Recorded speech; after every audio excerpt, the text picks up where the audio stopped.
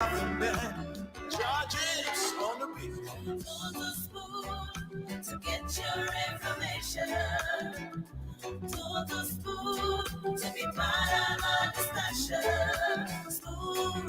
Spoon television. Spoon radio station.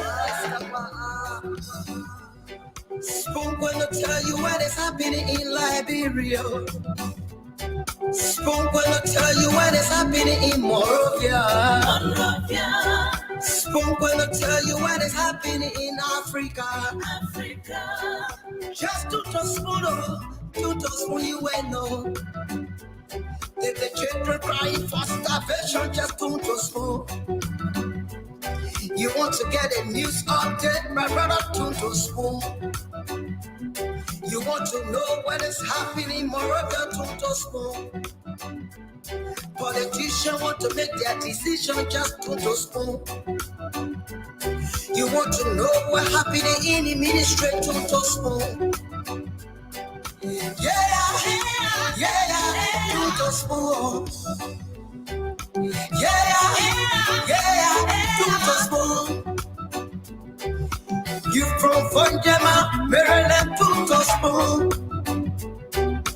Yeah, to spoon. If you eat keep on graduate, my brother, to spoon. You got a spoon TV, you got a spoon radio, to spoon. Yeah, to spoon. What? Yeah, Rastafari. Kilibamba, kilibamba, kilibamba. Kilibamba, kilibamba, kilibamba. What I want? This one you back today. Spoon TV. Spoon. This one you back today. Spoon. Listen. Spoon TV. Spoon. Ba. Skiddy dabado. Spoon TV. Spoon. A special one from the CEO, standing with the spoon and your boy. Okay, folks. Good evening to you. Those of you listening to us across Liberia, that's via the Spoon Network stations: Fabric 101.1 FM, Super 95.5, and Spoon 107.5 FM. And those of you watching us live across the world and in Liberia, I'd love to say good evening, good afternoon, and good morning to you. You welcome to another edition of Spoon Talk here from the Spoon Network. My name is Diamond Slang, and I'm playing producer today.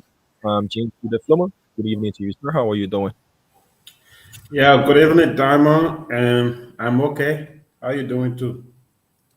Well, I started off my day feeling, mystified. And then in the afternoon, it was a tragic one for me. I still haven't gotten over that experience, Yeah, I'm in a more of a solemn mood right now. But I'm okay. Diamond, what happened? Dr. Richards, in a very tragic accident, happened this afternoon right around the Vamuma intersection, where a bike rider, tried overtaking a truck carrying garbage. And in the process of that, they were coming from the Pinsville side, headed to town, and trying to overtake the truck. They then crashed into a Jeep that was coming from the opposite lane, from town to Pinsville. And in that collision, the bike rider slammed across the truck, and another lady passenger went under the truck, and the truck smashed her head. So two persons lost their lives instantly. And the lady was on the bike with her boyfriend, someone believed to be her boyfriend or a fiance. And he survived because he jumped from on the bike when they crashed into the Jeep. So he jumped off the bike. And then she was trying to stand up, from under the truck, and she met her untimely death. It's not something you want to recall. It's not something you want to see. It was a tragic experience, and my condolences to the family as well. Were you watching all of this? Were you there on the scene? I was just around the corner, Yeah. just around the corner. You leave your house every morning, and you get back home safely. You have to give thanks to God or whatever it is that you worship. We have different, religious beliefs. You just have to give thanks. And people on bikes, they should be able to control the rider. Yeah, I do that a lot. The first thing is once I get on your bike, I'll speak to you. I'll speak to you for two reasons. One, because of courtesy. Two, because I want to smell your breath, whether you have alcohol on your breath or whether you have some substance, whether you've smoked or something of that sort. Once we go in, I direct you. I tell you how to ride. If you don't want to ride the way I tell you to achieve, put me down. Yeah, I want no two ways about it. You know, you wouldn't be on a bike and then a rider is trying to ride recklessly and then you just sit and condone that. Nah, it's okay. I'll get another bike. You know. Mm, yeah. I don't know what to say. I'm speechless. I'm sorry um, that you witnessed that, and I'm also sorry for the families, of the deceased and all of those who saw such trauma. I don't even know how you're functioning today, but I guess you're trying to stay distracted, right? Yeah. Mm. Okay. Okay. I don't know. I guess we'll I'll be Well, mindful. now I can still give the updates, Dr. Richardson. Yeah. You sure? Uh, they teach you this in journalism school that you put all your problems away. You have to empathize and sympathize, but you have to do the job. Yeah, you have to do the job. So yeah, I can give updates. I have a bunch of updates lined up as well. I had a very mystifying experience today with a guy who branded himself. James was the one who gave me the connect. He gave me the connect and said I should go to a guy believing and calling himself Jesus. Yeah, you know, old Okay. rule. I guess what a transition from going to seeing death, helplessness, to somebody who's calling themselves Jesus. Let me Oh hear yeah, it. yeah. He believes he's Jesus. He's Mhm. the reincarnation. In fact, he's the second coming. Um, James, what's up now? I don't know Yeah, how James can get these people to give you that kind of. Again, nothing to do with that man's story. At the time he was doing that interview, I was in school. you can give So he connect and should be. not put But me in yes, such you the one, a but Dama said you the one connected him. Yeah, I No, didn't no, say no. you connected interview. I said you gave the connect. You I know. did not give him Yeah, any but Jesus comment. said a lot of things, including the fact that the world is going to come to an end December to January. So if you have Oh, anything to do, you have to do it now and make sure to know that the world is coming to an end. December to January. So yeah. Anyway, that's for Jesus though. But the people were asking me. People reached out to me like, Diamond, why did you conduct the interview with this guy? And I told them, look, there's something called human interest story. You know, um, this guy needs help, whether it's spiritual, whether it's physical, whether it's psychological, whether he needs to see a psychiatrist. It's something that we need to highlight so that people can help him out. Because for an individual, he sounds like a well-educated fellow from the way he speaks and all of that. He needs help. He needs help. So that was a way of showcasing, him to the world, to Liberians, that look, we need to help this guy.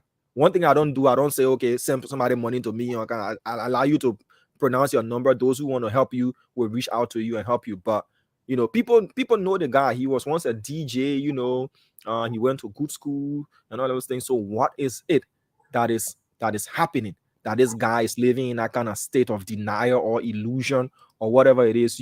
It's your field of studies, Dr. Richardson. psychosis. Psychosis. Good. You know what kind of word to use to term that. Whether it's caused by substance abuse or something of that sort, or whether it's spiritual.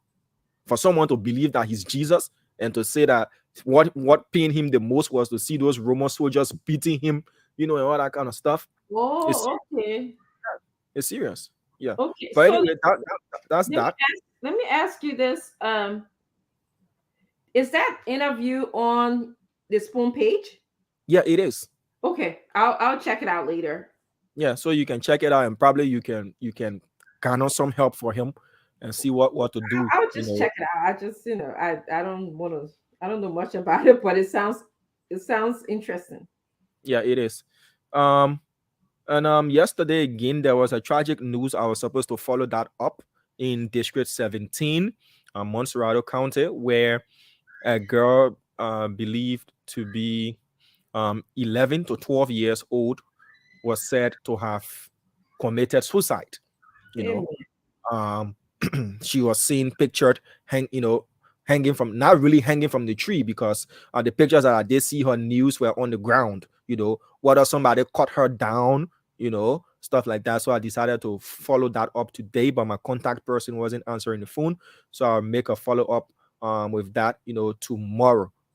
I really want to know whether it was foul play or whether or not she committed suicide, and what were the factors that might have led an 11 to 12 years old, to take her life in such a manner. At what time, presumably, did it happen? And we want to know these questions. Whether somebody didn't just go and tie her up there.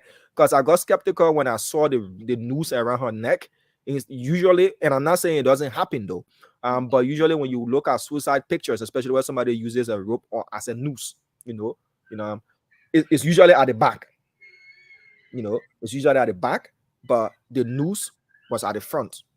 And you can see that some of the strings were like hanging, whether somebody used that to tie, or stuff like I'm not saying it's not suicide, but we want the police to investigate whether it was suicide or whether it A was homicide. homicide or whatever it is. There's factors and circumstances that led to her tragic passing. So I'll be following up on that story tomorrow as well. Yesterday I was at the airport and I got a tip off.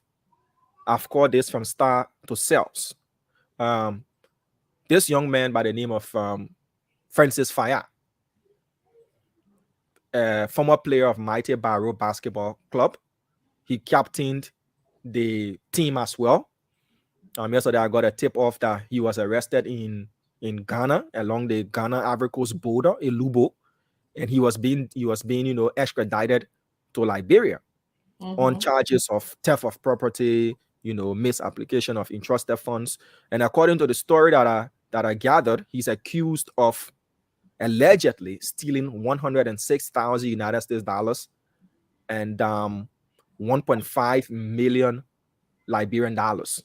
And he has absconded since last year, July. And he was arrested and extradited to Liberia yesterday. But Fire didn't seem worried whether or not he was putting on a show. It's all an allegation, and he says he's welcoming his day in court. But the money was allegedly stolen from the Mano Manufacturing Company, the company that produces alcohol, candles, and the rest of those stuff in Liberia. There, he was arrested, and he says he's definitely willing to have his day in court. But the Mano authorities said while he acted in a position as a sales agent, or sales manager for Margibi, Montserrado, and other counties, he then went to collect the money on behalf of the company and allegedly, absconded. He was seen in Dubai, he was seen in Ghana, he was seen in Nigeria, Togo, and rest of those. So a be on the alert order was sent out to Interpol to be on the lookout for him. And that was how, he was nabbed while trying to cross from Ghana to Ivory Coast through a Lubo border crossing. He was extradited to Liberia yesterday. My final update. We're hearing news from the grapevines, and you are an insider, Dr. Richardson. No, I'm not an insider. You privy to insider information, no matter how much you try to downplay it. Yeah. But what we're hearing is it's being rumored. It's in the grapevines. And Mr. Cummings has still decided to swallow Baso Dombo. If Nima didn't get in GB, what we're hearing is he's still bent on swallowing Baso Dombo. And we've been informed again by sources, it's now confirmed, we're waiting for the official pronouncement, that he has selected His Excellency, the former Foreign Affairs Minister, Milton Gbesonga Finlay, as his running mate. Again, is alleged, it's still in the wind.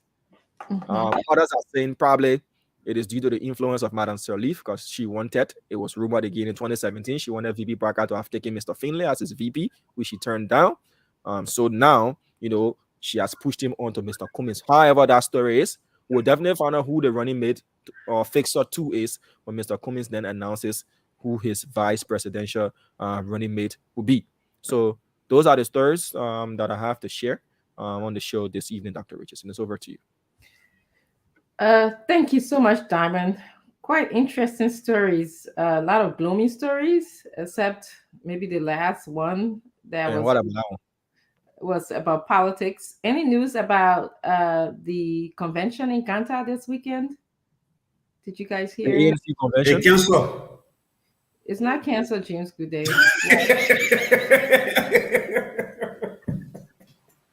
We're just talking about that prior to coming on air. ANC people should reach out to us. We provide professional service as we did for United Party and CDC and other political parties. So Absolutely. they should reach out to us. Mhm. We can provide them similar coverage or even better than what we provided for the United Party folks, but they would need to initiate the conversation. Thank you. Thank We you. can But go the, Kanta. but the ANC, actually the CPP, will be Mhm. having a convention in Kanta Yeah. this weekend. So we hope to discuss some of the happenings at the convention. So we'll see. But I agree with you. In order to get coverage, is also good to get all the different media institutions involved. Yeah, Especially the biggest as well. The biggest. especially the biggest and the most heard of platform, Spoon Network. Yes, I agree. I agree. So with that. just send a message in your group chat quickly that okay, reach out to Spoon Well, and you guys. they know the impact of You can do in a minute. they know the impact of Spoon. I don't have to send any message. I agree with you. So, good day. How would you like to chime in, and what would you like to add? Yeah. Just to begin, we will just talk to ANC. I think ANC folks started arriving in Nimba since ANC or CPP? the CPP. CPP and half of ANC and half of Liberty Party. Yeah, The I understand. CPP. That's why I said now we say CPP. We're not talking about ANC here.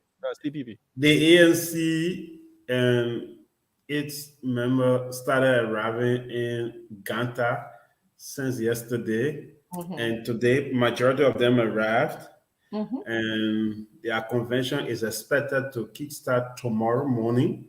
And the political leader, if he's not, he's expected to arrive in Ganta tomorrow morning for the convention. I feel And bad. I'm missing that convention, man. If only my daughter didn't graduate yesterday, I would have been there. Oh, okay. And they are expected to bring people from across the country because I'm told it is a national convention. And there, at the end of the day, there's going to be a parade, which will be day after tomorrow. That's Saturday. Saturday, there will be a grand parade in Nimba County, specifically in Ganta.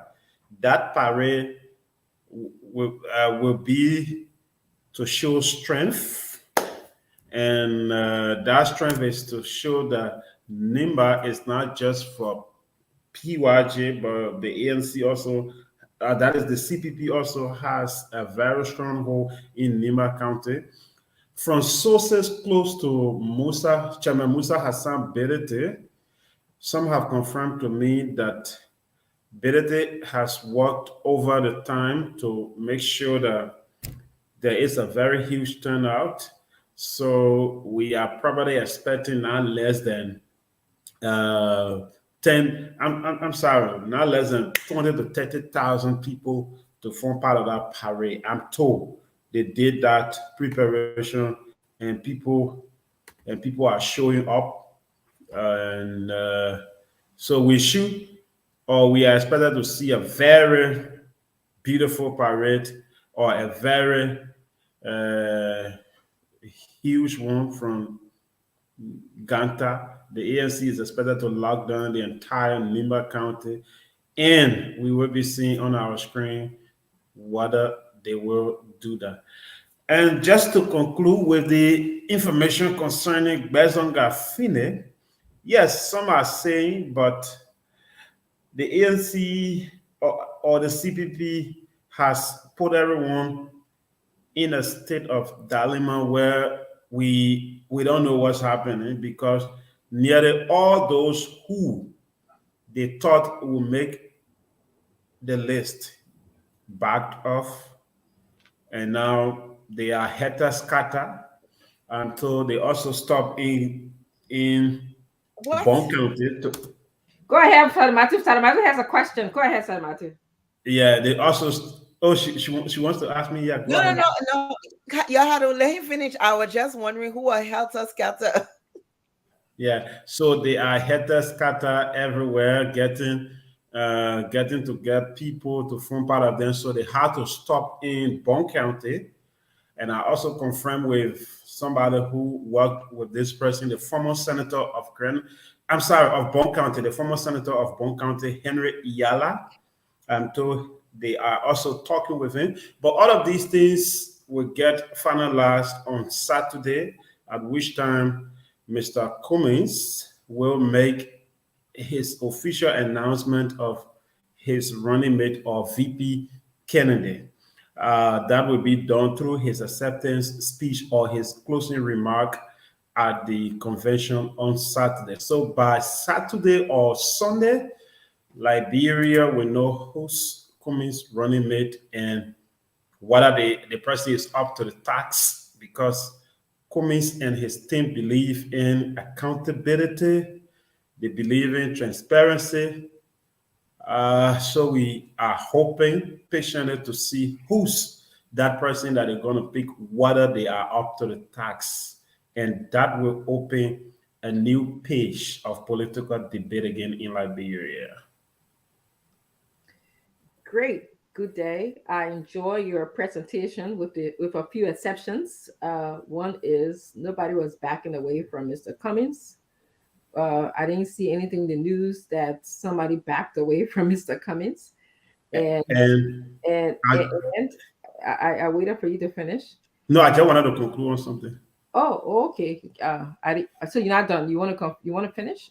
Yeah, I just concluded on Cummings VP Oh, I peak thought you were and done. I'm completion. sorry. Yeah.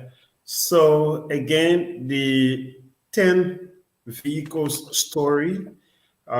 Today, some of the guys in question finally confirmed to me that they are ready again to turn over their vehicles, but that will only be done when they are done with all of their arrangement because they are expected, not all of them, but few of them, they are expected to officially endorse the GNB ticket.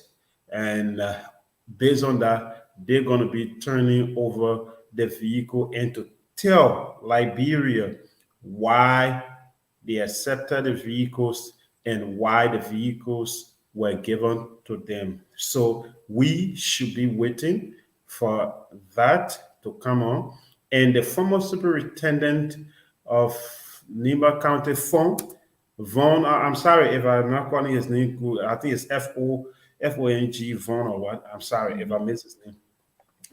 Is also expected to be in Nimba County because he was the lead that he was the lead campaigner in making sure that Cummings turned over 10 or buy 10 vehicles for his team in order to get Senator Jeremiah Pankun to become Cummings VP candidate. But that did not work out, and they currently have those 10 vehicles, and some are expected to turn over, and some are expected to support Cummings up to the second round, and then Vaughn and others will go to the Unity Party. These are information confirmed. I'm done. Oh, good, good, good, good. Thank you for sharing again. The ANC convention is in Kanta, Nima County, this weekend. We look forward to hearing about all of the happenings in Nimba. As usual, ANC, the CPP is about substantial news, and so we hope to hear substantive, substantive information as opposed to what James was talking about, lockdown, Ganta, and all of that stuff. Um, Secondly, I just find it interesting that someone would take another person's property, such as vehicles, and then say, "Wait until I'm good and ready to return the vehicles back to you." It's kind of what I heard you say, that they're saying that they're not ready to return the vehicle. That's not what you said? No, Okay. they What is did not take somebody's property. okay? They There's were given. They were given somebody bought them vehicles. They spent about 75,000 USD to buy these vehicles and give it to them as uh, gift in order to bring something over, but that did not work out. Not like they took them or they say go and do party work. No, I give you this phone and say I want to talk to Salamatu. Can you make it possible? But this phone is for you. And if you fail to bring me Salamatu and then you say, anyway, James, I did not make it to give you Salamatu to be your friend or for you to talk to her. But I think let me just give your phone back to you, though it is for me, but let me give it back. Yeah, so they give the vehicles as gifts. yeah, Is that yeah, what you're saying? yeah. Okay. They will speak. They will speak. They will better explain. Yeah, they will speak, but we can also, I can just see that it sounds like you say, I say, their word versus somebody else's word, and it's just not uncommon in our country. So those are Yeah. the things that we have to get adjusted to. Yeah, Salmatu, welcome to the show. Love your hair. Do you have any thoughts on this matter? Hello, good evening, everybody. And James School did really. Number one, I think you're laughing. It's funny how people are so concerned about Mr. Cummings. I mean, this is the guy that they've pretty much put out there. He missed a 7%. He not going anywhere. Why he can't drop out of the race? There are several other people who are running for president. Nobody is mentioning their names. Nobody is mentioning their who their VP pick is. And I will keep reminding people the last election, 2017, um, JMB chose his running mate in July. It wasn't this early. So just so people know, it's not late. If Mr. Cummings is doing vetting, let him vet. He will talk to a lot of people. But we know that the narrative that a lot of people are trying to spin now is they would throw names out there. They would just be throwing names out there. Then they would say, oh, everybody said no to him. Everybody said no to him. Everybody running away from him. This is not how this man works. This is not his type of leadership. He vet. He look at to see what's the right person for the job, because choosing a vice president is not just going out there and getting anybody who would say yes to the job. You can't ask any one of us on the platform here would say yes. The vice president should be ready to lead on the first day as well as the president. They should be prepared that if anything happens to the president, anything that happens to the president, they should be able to be president. So it's not an easy thing for somebody to just sit down and just pick somebody simply because the other people are rushing the man on that side that pick. He is going to talk to somebody. And the other narrative you have to remember, Mr. Cummings is talking to people. People from the ANC, people from the LP, people from the CPP together. They're talking to other people. That's what they're supposed to be doing. Isn't this campaign? I mean, aren't we supposed to be reaching out, trying to collaborate with people? If he wasn't talking to anybody, then they would say, oh, the man is arrogant. He not talking to anybody. He not asking anybody. When he go talk to people and say, oh, he talking to everybody and nobody want to join the party. Why are y'all so concerned? That the party can't understand. Why everybody's so concerned? Nobody running helter skelter anywhere, Mr. James Goodey. Nobody's running. Apparently, the other side, the opposition to the opposition, it seemed like you're the one so anxious to get a name, and that you're the one running helter skelter. And as far as the people with the cars, I honestly, I want to. I wish let it come on the show and let it kind of explain how cars were given to them to go bring friendship here. Because as I listened to Senator Kuhn and he was talking, he didn't really talk about any bribery, because that's eventually that's what they're describing, that somebody tried to bribe them to go bring somebody for them to be friends with. And as I listened to him and he told his story as how he was approached, it didn't seem like it was a situation where anybody was trying to bribe him. He didn't come across as somebody who were waiting to get bribed either. So if there's another story, I mean, you want to go support Joseph Boyka, go support Joseph Boyka. Yeah, Dana first. I have a group of friends, all are offer somebody different. And it's okay, because after October, we will all sit down, somebody will lose, and we will be laughing at the other people. So it's no big deal. That what happened during the last election. We had a sedition friends, we had a LP friend at the time. I was a UP sympathizer, I was there campaigning for the puppet. When everybody lost, I call my sedition friends there. I say, your congratulations, or you did a good job, man. It was finished. Even they see LP that I hadn't even joined at the time. Most of the people in LP wanted to beat me for my mouth business during the election, because we just it's election. You're supposed to go and try to get other people to join your party. You're supposed to go and vet. That's what you're supposed to go and do. So nobody running helter skelter. If there's one group of people who have it, if we're looking at the political parties in Liberia, the CPP have it together. And Philip Bala, don't tell me to calm down, because this is how you're determined to silence women who talk. All the men can be on here yelling and jumping up and down. Nothing. By the time we respond, then y'all won't tell us we emotional and we should calm down. And it's okay, because I know a lot of people like you, Philip Bala.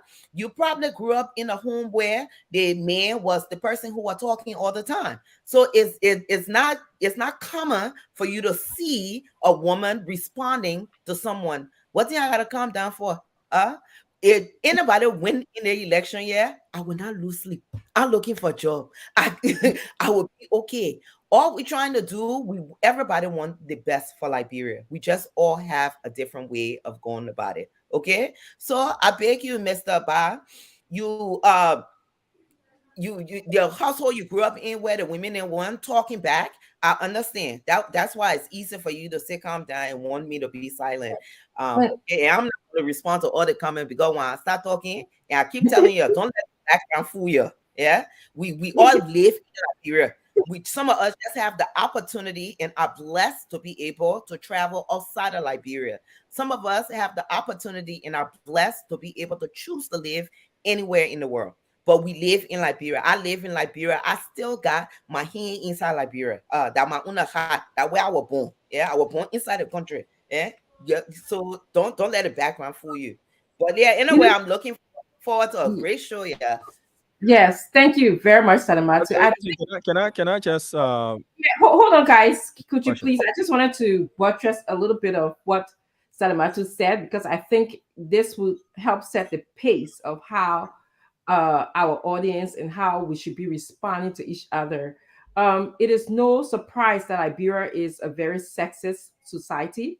Like Salamatu said, there are some men and women who are not accustomed to seeing women verbalizing their views, be it right or wrong. And so they kind of project that inner feeling of insecurity of a woman, that a woman might bring upon them, onto Salamatu, myself, or any woman for that matter, who is outspoken. So I think we need to assess that. I think sexism is political. It's very political. It should be on the ballot. Actually, I know Mr. Cummings, it will be on the ballot. It's something that we have to talk about, because if we sideline women and don't include them in part of the conversation, we are harming our country. We are not appreciating the diversity that women bring to the conversation, or to the nation, or to the economy. Many countries, let's look at Rwanda. Let's even look at the role of the first lady that she's playing in Sierra Leone next to us. How that helps, promote valuable resources in our country. But on here, I see, oh, she's emotional, she's calming down. Yesterday, we're not even on the show. I saw when men were going back and forth, having all kinds of different issues. Or sometimes I see some of the guys on the show just being very, in my opinion, loud. But I don't think they're emotional. I don't think that's they're having a discussion. But as soon as I say something or something about to say something, then we see both men and women. Emotional. Yes, or they need to calm down, or something like, Yeah. oh, I think for the women, unfortunately, it's so sad for the women who can also say, I think it's internalized sexism. And when you internalize sexism, you haven't really, you kind of conforming to a man's world, the views of men. And so you internalize the fact that you are not accustomed to seeing outspoken women. And so when you see an outspoken woman, whether you're a woman, you tend to sort of just uh, react like a man. A woman react like a man because you conform into a man's world. And so that's what happens. We are seeing that in our culture in Liberia. So thank you for speaking on that issue. And as we go, little by little, we'll help educate, our colleagues here. And I think in the end, it will be good for Liberia to hear women's perspective on issues. I would like to welcome as Ava Tukpa. And then, of course, before you go on to speak, Ava Diamond and Good Day wanted to say something. We'd like to, and also just welcome our audience as well. Diamond, you wanted to say something? Yeah, I wanted to raise a point concerning what Madam Duncan said, that why is it people are concerned about Mr. Cummings' speak as a for his vice standard bearer.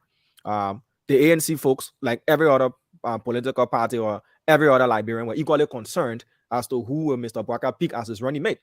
That was a topic on the show for a long time running. When he delayed and postponed his pronouncement, there were cause for concern right on the same show.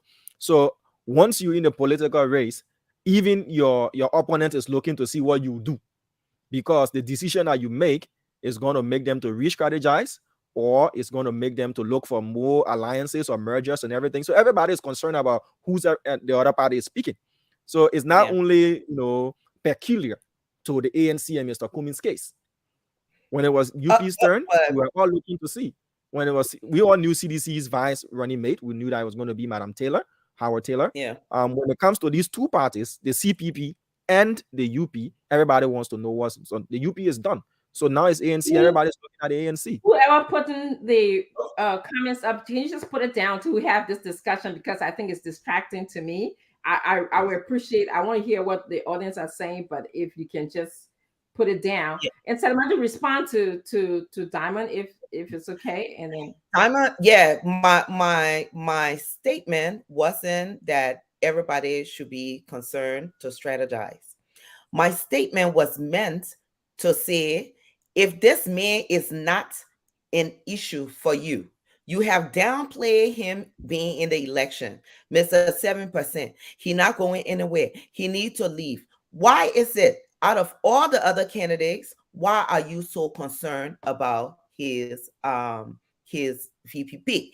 And I think you have answered the question. The reason why they're so concerned is because Mr. Cummings is a threat to them, and they need to re-strategize, and they need to see how they can do what they need to do on their side.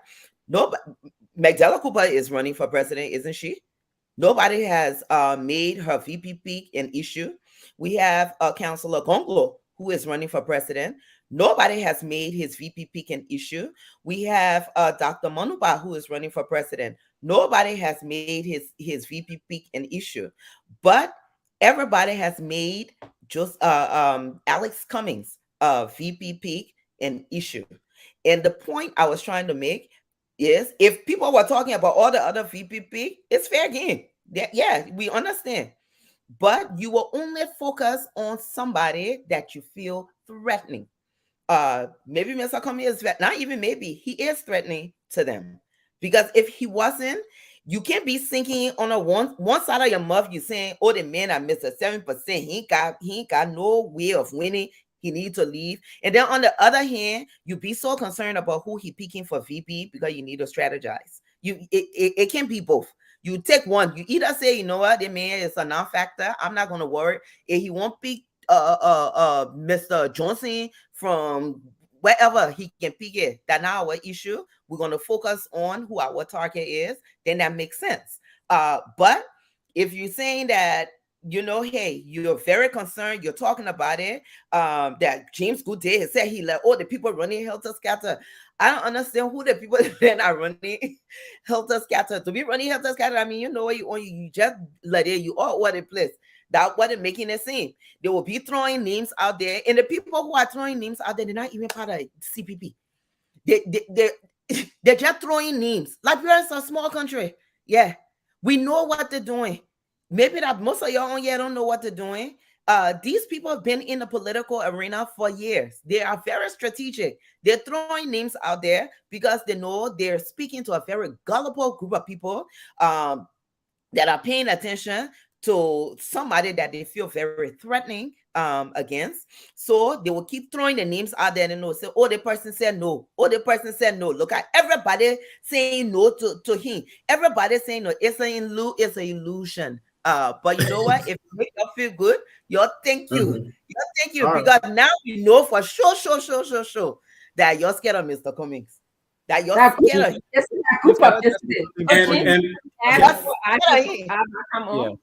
Just 1 minute, Dr. Richardson. James, I beg your pardon. Salamatu mentioned the fact that Mr. Cummings is a threat.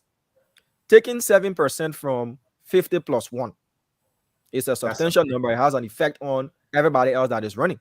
Yeah. And you cleverly didn't mention others who cannot more percentage than him. You mentioned, Magdala Cooper. You mentioned someone else. But we all do know that politics, in political science, not everybody runs to win an office. Others run to remain relevant and stay relevant. Others run to be having a seat at the table to become stakeholders. They run for that.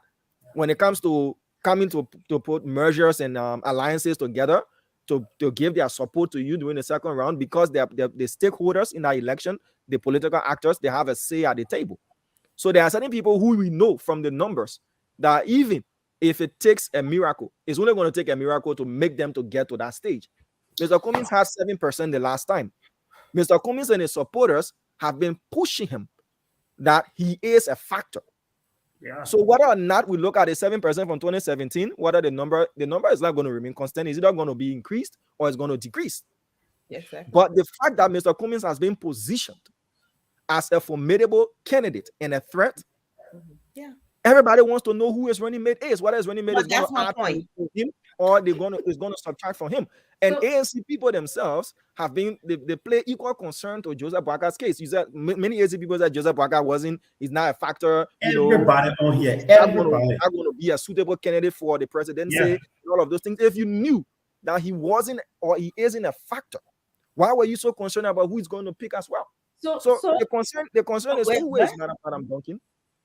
No. Yeah. You're still not getting there. And I guess you keep making my point. The more you talk, you're making my point. Mm-hmm. There are a lot of people, many people, especially that James who did it. That what he's saying, that's talking about. We were talking about Cummings because he's in the race. Simple. Yes, that we are 7%. You said with 7%. We understand that Mr. Cummings will win the election. We already that our take on it, right? So if you asking who is VPP, it will make sense. If you think somebody is a threat to you and you asking who is VP, it makes complete sense. That was supposed to happen. But there are a lot of people who are saying, oh, the mayor is a non-factor. I on social media, I know the different people that thought, you say the mayor is a non-factor. Then why are you concerned about his VPP? That's what I'm saying. If he is a non-factor, you should not be concerned about his VPP. And the reason, and you made the point, Diamond, the reason why they're not concerned about Magdala's VPP or Councilor Konglo or maybe Dr. Manuba, maybe they don't feel that they are factors for their game plan. So we know that they know that Mr. Cummings is a threat for them. That's why they're worrying about his VPP. That's what I'm saying. So actually, I wanted to say something to, and I also want to welcome retired Colonel Ed Remy Gray to the show. Good day. I'm going to give you a minute to talk. Just hang on. We'll continue. Yeah. Yes. It's the wording that are used, when you guys discuss Mr. Cummings. You use words like 7%, you use words like chasing, people are backing away. Nobody used those words when we're talking about for a term of endearment. Boka, we were looking at substantial issues. Does he which is relevant to Liberians? Is he in the position to lead our country? What kind of vice presidential pick would he have? Those are the substantial issues that we're looking at. But when you discuss Mr. Cummings, it's always in this kind of derogatory manner, like, oh, people are backing away, they're going hector scatter, they are going to be shut down, Nimba. When nobody put that on the agenda, that's not what we're discussing. We want to provide substantial issues to Liberians, things that are pocket belly driven issues, okay? And that's what we want to discuss. And for those of you who out there are saying people like Moriah, Salamatu, and myself tend to drive away people from Mr. Cummings, you are very wrong. I've been in the presence of Mr. Cummings many times. He never ever said to me, and the people that work with him, by the way, none of them have ever said to me, Dr. Richardson, Salamatu, Moriah, and Isaac, Vatupa, or Gray are driving away voters from me. In fact, they appreciate the diversity of views that we have. Whether there are times we support him and we're very objective about the views that we share here, and there are times we do not support him. So I really wanted to just make that point before you come in, James. Cummings is no threat to anyone, even if JNP is not. I mean, kind of work. Don't be talking. Yeah, I know that kind of talk. Yeah, okay, today you're gonna talk, and then that my brother there. All right, so yes, and then we're coming. All right, so should I continue? Cummings is not taking part in church event. Cummings is not taking part in community league where you have people playing football. Cummings is taking part in politics. And in politics, people talk about you. In politics, whether you are a fighter, you are not a fighter, people, when I talk about people, your opponent, the media, and the society will discuss you. When you are about to make a decision, most especially about getting a VP pick, people talk about those people, the process leading to you picking that VP candidate. They talk about them because you are a prospective president of a nation. And if you go on talking to people where some members of the ANC confirmed that they chased Senator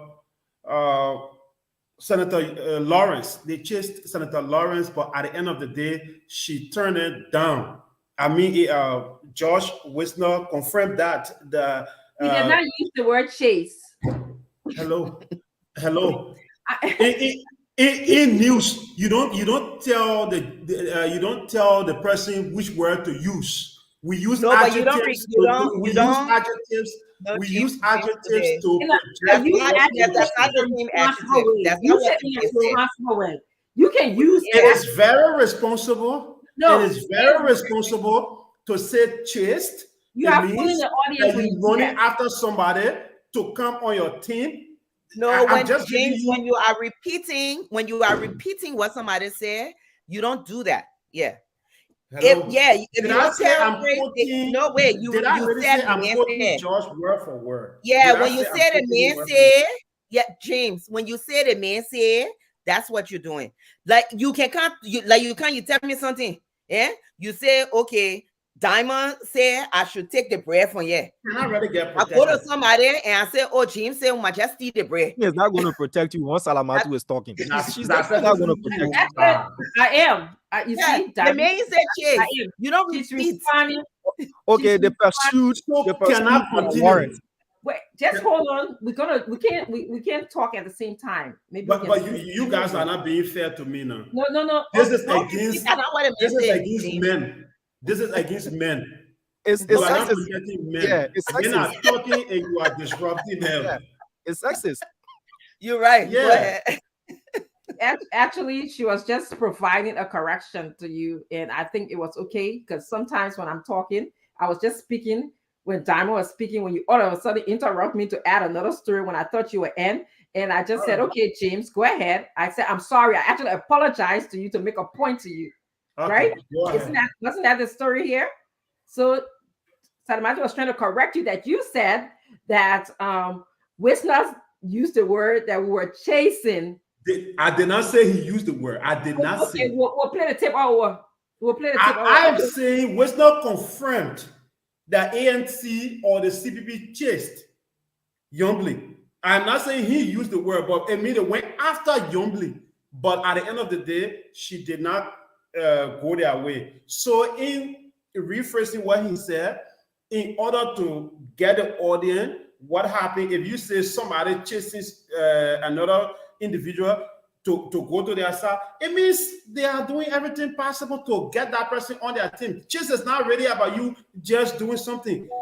We can get a meaning of it, but you chased this woman. It was confirmed, and many names have come out. You have not confirmed them, but one has been confirmed. That is Senator Yombly, Yombly Kanga Lawrence. You talk about that you were running after her, and members from your party. I think you should be able to talk to those who are on your ticket or in your party, rather specifically on the board, because they are giving us this information. They are giving us this information, but we cannot confirm them because the authority that has that mandate to confirm has not come out to say it. So we will speculate. In news, there's something called speculation. You do speculation in news if you don't have the actual story. That is why you see people telling you, according to Salamantu, allegedly this.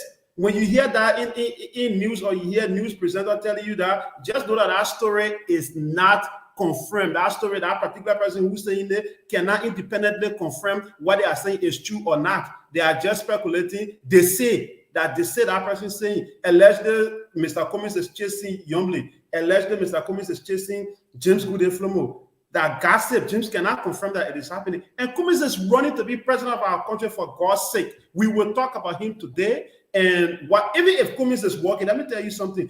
Cummings' life has become a public book. Yes. I can go places today and do things that are there Cummings, he cannot do it because his life is now a public book. If I can go somewhere, I just take this juice, I stand in the street, I open my mouth, I start drinking it. Cummings cannot do it. Exactly. If he does it, we will say, look at the man who wants to be president of our country. He's standing in the street doing it. But James just did it. But Cummings cannot do it because of his position in society. So you see people will talk about him, whether his opponent, the media, or whatever. You need to live with it and brace yourself because more will come. What happens? Yeah, because again, you have proven my point. What George Weah just did today. Hold on 1 second. You finished, James? Are you done? Again, you talk about the general issue. Are you done? Yeah, 30 seconds. Are you done? 30 seconds. The general issue in politics around the world now, I want to say thumbs up to women, but women will now have to brace themselves to meet their counterpart on the front line. We saw what happened in the US when Hillary Clinton was contesting. We saw Donald Trump, her opponent. We saw people attacking her. So if you are in the public as a woman and you want to take part, there should be a respect towards you. But get ready that politics is not a church where people will say Jesus. In politics, if I'm running against Salamatu, I'm not going to praise you. I will never praise you if I'm running against you. I will do what I can for the audience to vote me. If it will cause me to say Salamatu is not competent to be the community leader, why she's not competent, I will discuss you 24/7 because I want to defeat you, because I want to get you out of my way to win. So women in Liberia will have to embrace themselves with this, get ready with it. They will attack you on a battlefront, the political battlefront. People will go against you. They will say things. Live with it. Yeah, as long as you're in politics or you are in the public space. Okay. Thank you very much. Are you done? Thank you. You Yeah, finished? Okay, yeah. thank you very much. Isaac Vaituka, welcome again, and retired Colonel Remy Gray, welcome again. Can we just give Salamatu at least a minute of your time? She wants to respond. Isaac, Okay, please, and then I'll let you just open the show if you have 2 minutes, and then Remy Gray can open the show. Go ahead, Salamatu. Again, when you're having a conversation and you make a comment about something, and then somebody start responding to something that has nothing to do with what you're responding, it can make my head high. Yeah. One, I will say again, the reason why y'all are so concerned about Mr. Cummings is because he is extremely relevant. He is relevant. He relevant. People are scared. They know that he will win. That's why they got his knee here in their muff. Then that's why I said. And every time James and Timer explain, that's why you're explaining. I said a man relevant. The 7% apparently it heightened somebody because Prince Johnson, he got 8%, and he very relevant in Nima. The 7% must be really, really, really heightened somebody for people to be so concerned about him. And James Goodyear, you're right. Because he's relevant, because he's a threat to other people. That's why when he go outside and he drink water, people will look at it differently as compared to you doing it. So let all agree today that he is very relevant, and that's why people are so concerned about his VPP. That should be your response. The reason people are so concerned about his VPP is because he's very relevant, and because there are people who feel threatened by him being in this race. Period. Number two, when you talk about women need to get comfortable. The one thing I will say about Liberian women, we not credit the men in Liberia too much. They finish crediting you. Yeah. All the time they abuse, they yelling, the time that women used to just sit in the background and say, I want running the politics, it finish. You will start to see more and more women jumping inside. What thing y'all would tell us that we ain't never heard before? Women they know the game now, so they will jump in it. The point we were trying to make to you is that when we're sitting on a platform with 6 men, the 2 men then start yelling and talking, everybody laugh. It's a normal conversation. You ask me a question, I respond to you. You say, oh, but she getting too emotional. Yeah, calm down. Yeah, that's the gender imbalance that we're talking about. The fact that you look at 2 male politicians, they can speak to each other, they can raise their voice, they can almost jump, like they come and jump through the computer to fight each other, but they're discussing, because Liberian people were very loud people. We rarely can act like we grew up what is it, by the ocean. We talk, by the sea. We can talk. When we talk here, like we're fighting. When the men are doing it, everybody okay. But the time you ask a woman question, a woman start explaining, look at her there. She getting all emotional. Man, you need to calm down now. You need to you need to cry. That's the thing that we're talking about. We're not talking about when we sit here and you look at your friend man. You have never told any one of these men on the platform that they've been emotional. I've watched the show sometimes, and I'm like, oh my God, these 2 people are gonna fight. But nobody has ever said that the men are emotional, or they won't cry, or they need to calm down. Y'all reserve that for women, because again, there are a lot of y'all who grew up in homes where maybe your father and your uncle and your brother then they just used to be talking all kind of weird to your mom and your sister then. Some of us, none of the place we grew up, our own parents allow us to talk. Yeah, that way we can talk. Yeah, I've never been rude to anybody on this platform. I think Dr. Francine can speak for herself, but I've never been disrespectful to anybody on this platform. The one thing anybody will tell you about Salamatu, she got muff. I got muff. Yeah, I got muff, but I'm not disrespectful to anybody. So if by me responding to a question, if I'm passionate about it, and that means being very emotional, then you know what? They are emotional. Anywhere you see me, you must see in my face. I'm emotional. Yeah. Yes. I finished Thank you. now. Yeah, I finished crying. Thank you. They'll also read out what else. No more crying. Okay. Isaac, welcome to the show. And Remy Gray, welcome to the show. I just want you guys to just give your take on what you heard, your 2 minutes take on what you've been hearing. There's several news that James presented as well. And then, of course, we got into this discussion about women in politics, and, of course, the description of what people think CPP members are.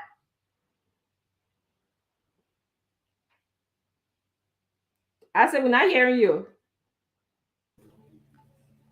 Yeah, so I didn't what did James say specifically?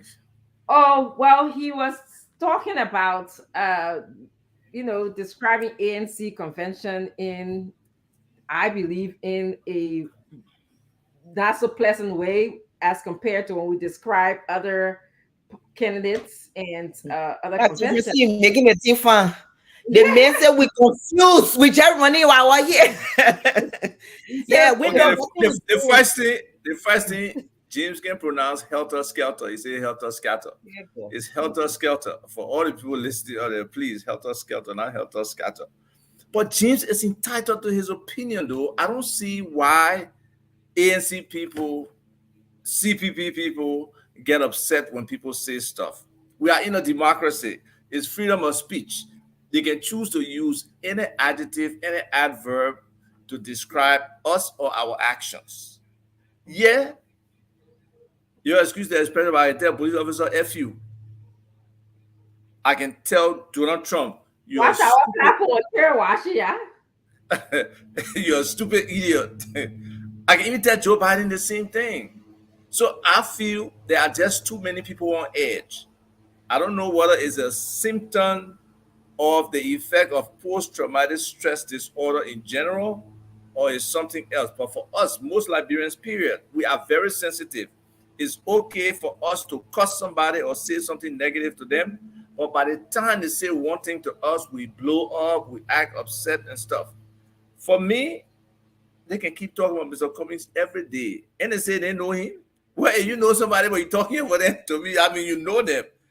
Okay, Mr. Cummings, whether people like it or not, Mr. Cummings is extremely relevant in Liberian politics. I believe Mr. Cummings has set a new paradigm in terms of politics in Liberia to show that you do not have to be of the system. You do not have to be one of the corrupt products of this system. You don't have to be one of those who have been groomed in this incompetent system that you just have to pay homage to people. You got to operate with servitude. You got to be a sycophant for you to bloom or flourish or benefit from anything. No, Mr. Cummings believes in meritocracy. He's very practical about it, and he comes with a certain level of integrity and honesty that people are not used to. And his reaction most times is not the typical reaction you expect from a politician who can't cuss somebody or to do X, Y, Z. So when he comes with that kind of posture, that kind of composure, yeah, it's probably upsetting the people. They don't know what he's thinking. So I would just speak to all the ANC people out there and the CPP people. Let the people have to say. We don't have to react negatively. We don't have to insult these people in kind or initiate the insults like some of our people do, because politics is free for all. It can be dirty, it can be nasty, it can be very negative, but not everybody have to respond the same way to other people. There are ways you can really get to people and have them like unsure about what the position is for you or where you stand on issue. Yes, Mr. Cummings' pick is a hot pick because people have some preconceived notions about what Mr. Cummings' political position is and what's complementary to it. Where is it coming from? Because we all locked into this tribal politics or county politics or ethnic politics. And if somebody is not subscribing to that per se, it makes it difficult for some people. Oh, where your votes will come from? Yeah. So, okay, like you say, 7%. All right, that's 7%. Why are you crying about 7%? If you cry about 7%, it must mean that you think it's actually more than 7%. So let's accept the criticism and push Mr. Cummings. Talk about the things that are very important to Mr. Cummings. The vision of a 21st century Liberia, the 5 pillars he focuses on, and the 3 hows. So when we talk about, the jobs and the economy, we talk about agriculture, we talk about healthcare, we talk about education, we talk about governance, we talk about trying to stop all these leakages, these corruption things. We talk about taking the budget from wherever it is now to $1 billion in probably 2 to 3 years. We talk about how we can really expand our economy, utilizing the private sector, utilizing all those aspects. Then one of the most cross-cutting things is the hearts and minds of the Liberian people, getting to them. How we change it. Many of us know there's just so many negative things that we operate on, even in the political sphere, even in our regular relationships, even in how we see our country. Like somebody said the other day, most people are tribalistic and nationalistic. How do we change that mindset? How do we make everybody feel like we are one people? We're a small country, 5.2 million people, 43,000 square miles. We got abundance of most of the natural resources anybody can want. We have not had the ability as a people to tap into those things to make it beneficial for all. So for me, those are the kind of things we probably need to focus on rather than, whether somebody say Mr. Cummings or running behind Yombly. Yombly was a potential, vice presidential candidate. For a long time, she saw herself as that with Joseph Boyka. She got scorned, she got rejected. So she an option for Mr. Cummings. The same way there are other people out there who are options for Mr. Cummings. I don't care who Mr. Cummings pick, they will not be satisfactory to people. That person will be scrutinized. The last time when there were small and beautiful people in there, they will bring that story up. So we just got to accept that. We just have to accept that and be able to quickly find a profile of that person that we can kind of amplify and be able to promote that person as a complementary piece to Mr. Cummings and being able to make it. So since this seems like it's going to be an ANC show, I'm excited about it. I'm looking to hear what the agenda is for us to push it. If there's none, definitely I'll try to focus on Mr. Cummings' own agenda. Money. Definitely. They were chasing Senator Lawrence for one whole year. You know, we can talk about somebody chasing somebody. Oh yeah, man. Thank you so much. Actually, our agenda is very flexible tonight, considering that we all have some commonalities and also some differences which we would explore here tonight. But I like what you said, Ava, in terms of this is a culture, a world that's of freedom of speech, something I want to promote in Liberia, that everybody have the opportunity to express themselves. So there's no need of us, attacking people who might differ from our views. So I like what you said. I like that the fact that we can focus on. I'm hearing a background noise. Is that from us? Okay. I heard something myself. Yeah, like somebody mowing their lawn or something. So the fact that we should just focus on, despite what everyone's saying. Sorry, if you're moving the lawn, I mean the guy came right by the window. Sorry. Let me go on mute. Okay. Despite the fact that people have a lot of things to say about Mr. Cummings, that's good. That's good publicity for me. I don't get upset when people say things to me or they have a different view than I do. I just focus on what I want to project onto the world, which is I want a better Liberia. And I think that Mr. Cummings is the person who can do that. It's not going to be easy, of course. I'm not under no illusion that October 10th, there'll be skyscrapers in Liberia or the roads going to be paved with diamond and gold. I'm under no illusion that will happen. But I want you to, and I want to come back to you, and I want you to think about this a little bit. We're talking about sexism, something that Salamatu and I often experience on this show, from our colleagues as well as the audience. And I saw that you didn't address that in your feedback, in your comment as you're giving your introductory statement. Just sexism in general in our culture, in Liberia. So can you just think about that and speak on that? But I'm going to go to Remy Gray to give his thoughts on the concept of the ANC people, this description that everybody have, that we arrogant, we don't bring any support to Mr. Cummings. We just like to talk. I wanted to hear your voice and also include the issue of sexism as well. Remy Gray. So want me to go first? Yeah, let Remy Gray go, and then we'll come back to you. Okay. Oh, ladies, good day. I think there's in politics there is something called psychological warfare. They got to defeat you first with words, denigrate you before you actually get into the battle. If you look at 7% elitism, they're trying to break you down, psychologically, so that they can really defeat you. But It's one of the oldest strategies in the book, and I think most of us fall for it. People will try to poke you, get under your skin, and not everybody can sustain that level of provocation. But maturity, sometimes emotional intelligence, will help you to reflect. You listen first. Let a person go ahead, use all that they were. It's like the guy who chased after a girl, and the girl turned him down, and then he start cussing the girl, describing her. Look at her, say, "I didn't want you. You got this, you got that." That's that.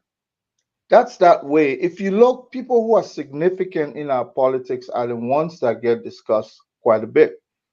If you go back and look at the CDC, in as much as people were calling it unsophisticated, a bunch of thugs, this and that, they were occupying the daily discussion of the day in the public square.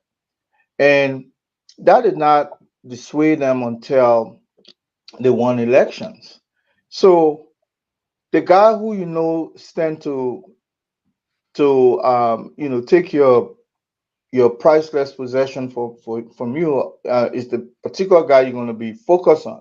I mean, so many people in this race, where I think what 20 plus parties, but Cummings continue to be the top three most individuals discussed. So that tells me it's significant. Whether they want to denigrate you, make you look like you're less significant by saying 1%, 2%, 3%, 7%, it does not matter. And I would say sometimes just choose to ignore it. And the CPP also has one of the largest representation in terms of the balancing of the gender.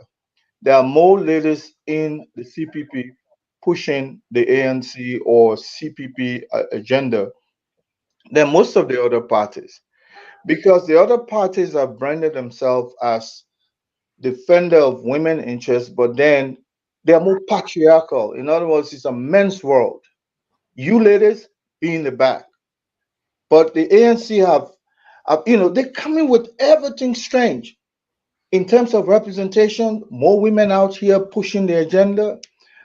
In terms of uh, knowledge, there are more professional women within the ANC. So it's scary. I mean, it's like you're coming to replace an entire system of men. So it's going to scare people a little bit.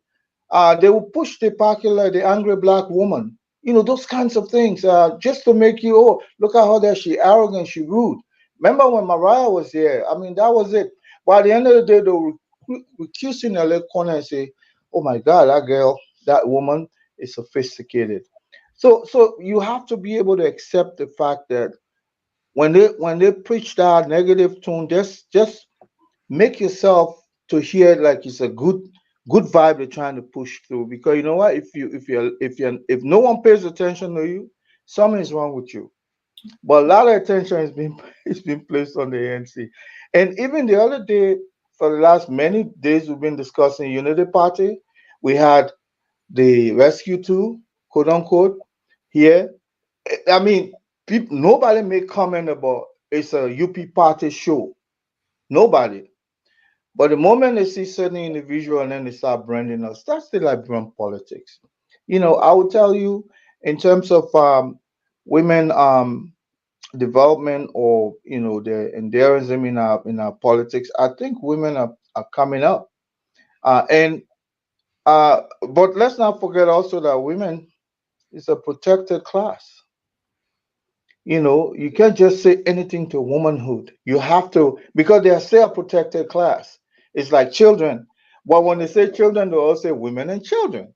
Because when you come here at them, the world has not accepted the fact that you can just speak to womanhood anyway. Because our human civilization have categorized them in a certain way. So a lot of things interplaying here. But please don't get angry too much when they describe Mr. Cummings at 7%. 7% people will not be paying attention to you, who you pick for VP. And then furthermore, they're looking at the power that comes with the CPP. Some people are even scared of their core when they hear that Madam Selif is leaning that way. These are all the power brokers, all kinds of things interplaying. Let's not forget, they will come at you. Please, just calm down, let them talk. At the end of the day, they'll go in a corner and send you an inbox message. That them. Because you know what? If the man can be like you, it will make you look like you're nobody, so you can feel good. That's just my own take on this. Thank you, Remy Gray. I'd like to welcome Muna Fahad to this program. When we were just discussing the perception that a lot of people have out there about CPP members, and the contributions that we're making to making our society a more deserving Liberia. I wanted to go back to Ava, so that he can tell us more about his thoughts about sexism in our culture and sexism as it is on the show. You were here a couple of days ago when that was displayed. And then after Ava speaks about that, I'm going to come back to you, Mona, so you can just tell us your opening thoughts, and including the perception of ANC members and also sexism as a whole, in Liberia, and how you experience it on the show. Ava, could you please speak on to sexism? You mute. You still got your unmute yourself. Yeah, good. I'm unmuted, right? You can hear me now? Yeah. Yeah. So I have been a huge advocate for women in Liberia. Um, Liberian women have been abused most of their lives. Most of their lives. I mean, I've been instances where I've been in some environment and be like, nearly every Liberian man is a rapist. Some of them get upset, but that's the fact, and that's unfortunately is an acculturation how we're socialized. No, they didn't mean no to Liberian men. Once that mindset in your head, a woman comes to your room, that means you got to eat something, you know. So men felt like women were their property in most instances, and we did not grow up really respecting women. Our culture making it an emphasis for men to respect women. No, women were, primarily tools or people that could be used for certain purposes and different stuff like that. And then the fact that women could not really fight back, they didn't have that suffrage or that independence, especially in the workplace when they come to jobs or being able to support themselves. Many women were just subject to abuse. And it has gotten more since the war, especially when visually people could see women being raped, women being abused, um, them making sons and fathers and, people do anything to women. So that sensibility of the value of women in general um, has been decreased among our people. And it's something that really need to be discussed and be serious about because our women are important. Our mothers, especially, there's something about motherhood for Liberian women where it's just so special. They really do take care of the children. They do everything special. For me, I wouldn't even be a mom if not for my mom at all. Not even the education, not even being able to live or whatever. So the value of a mother, the value of women in our society is just not emphasized like it should be. On the flip side, many of our men are insecure. Their egos are easily bruised. Um, they hate to be questioned by women. It's just like racism here, where you'd be driving a better car and a white person would be in an old beat up car and they look at you in your car and acting like you're trying to steal their bag all the way in their car. It's just a sad experience. I think we need to have these kind of conversations about relationships between men and women. There have been so many public instances of rape and abuse that nothing happened. What that lady named Christine Dennis or something, I can't remember. This one guy, I mean, I was after that for a long time. He flocked her and people as helping to get out of the country. Then there were even reports that sometimes he would come back in the country. And those kind of things are just not right. We need to really, really see how we can have these discussions. We can empower women more. But now, on the flip side, there are some women who are overly hostile. Yes, it's good to be a feminist and everything like that, but not everything comes at you. You look at it like some kind of masculine imposition on you and all of that. But for the majority of the time, it's the men who have the problem with our women, it's the men who abuse our women, it's the men who insult our women. So hopefully men can look in within themselves and revisit some of those things. Now, in my situation, for example, with regards to the book, people think I'm insulting Madame Claudia. No, it's a biography. It's what the president said. And when you're writing something about somebody, you say what they said. That's not the many so many people who knows he said that and still pretend it. But just the idea you're writing a book, why can't you write something in a book if that's what somebody did? And you're trying to describe the person in totality. You're trying to capture that. So, people can say judgment error, I was wrong. That's their opinion. But writers have privilege. Writers have right to write what they want to write. So I will continue my advocacy for women. I had a mother who passed away. I got my wife. I got daughters. I got so many females who are like sisters to me, and I appreciate. I respect their intelligence.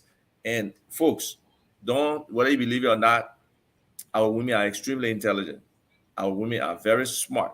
Even that nonsense that we just say in Liberia that women don't know math, that was complete nonsense because I was in class with, with some women who were just so sharp. I mean, extremely sharp, and they have demonstrated that high IQ, intellect, academic excellence all through their lives. Many of them are doctors today, lawyers today, and very professional people. So for fathers out there who got daughters, young men who having relationships and stuff, let's give a little bit more respect to our women and nurture them a little bit more to be better. And I'm excited to say my little daughter, who I have nurtured, she's graduated from Brown University in 2 weeks' time. I'll be going Congratulations. out to Ivy League school.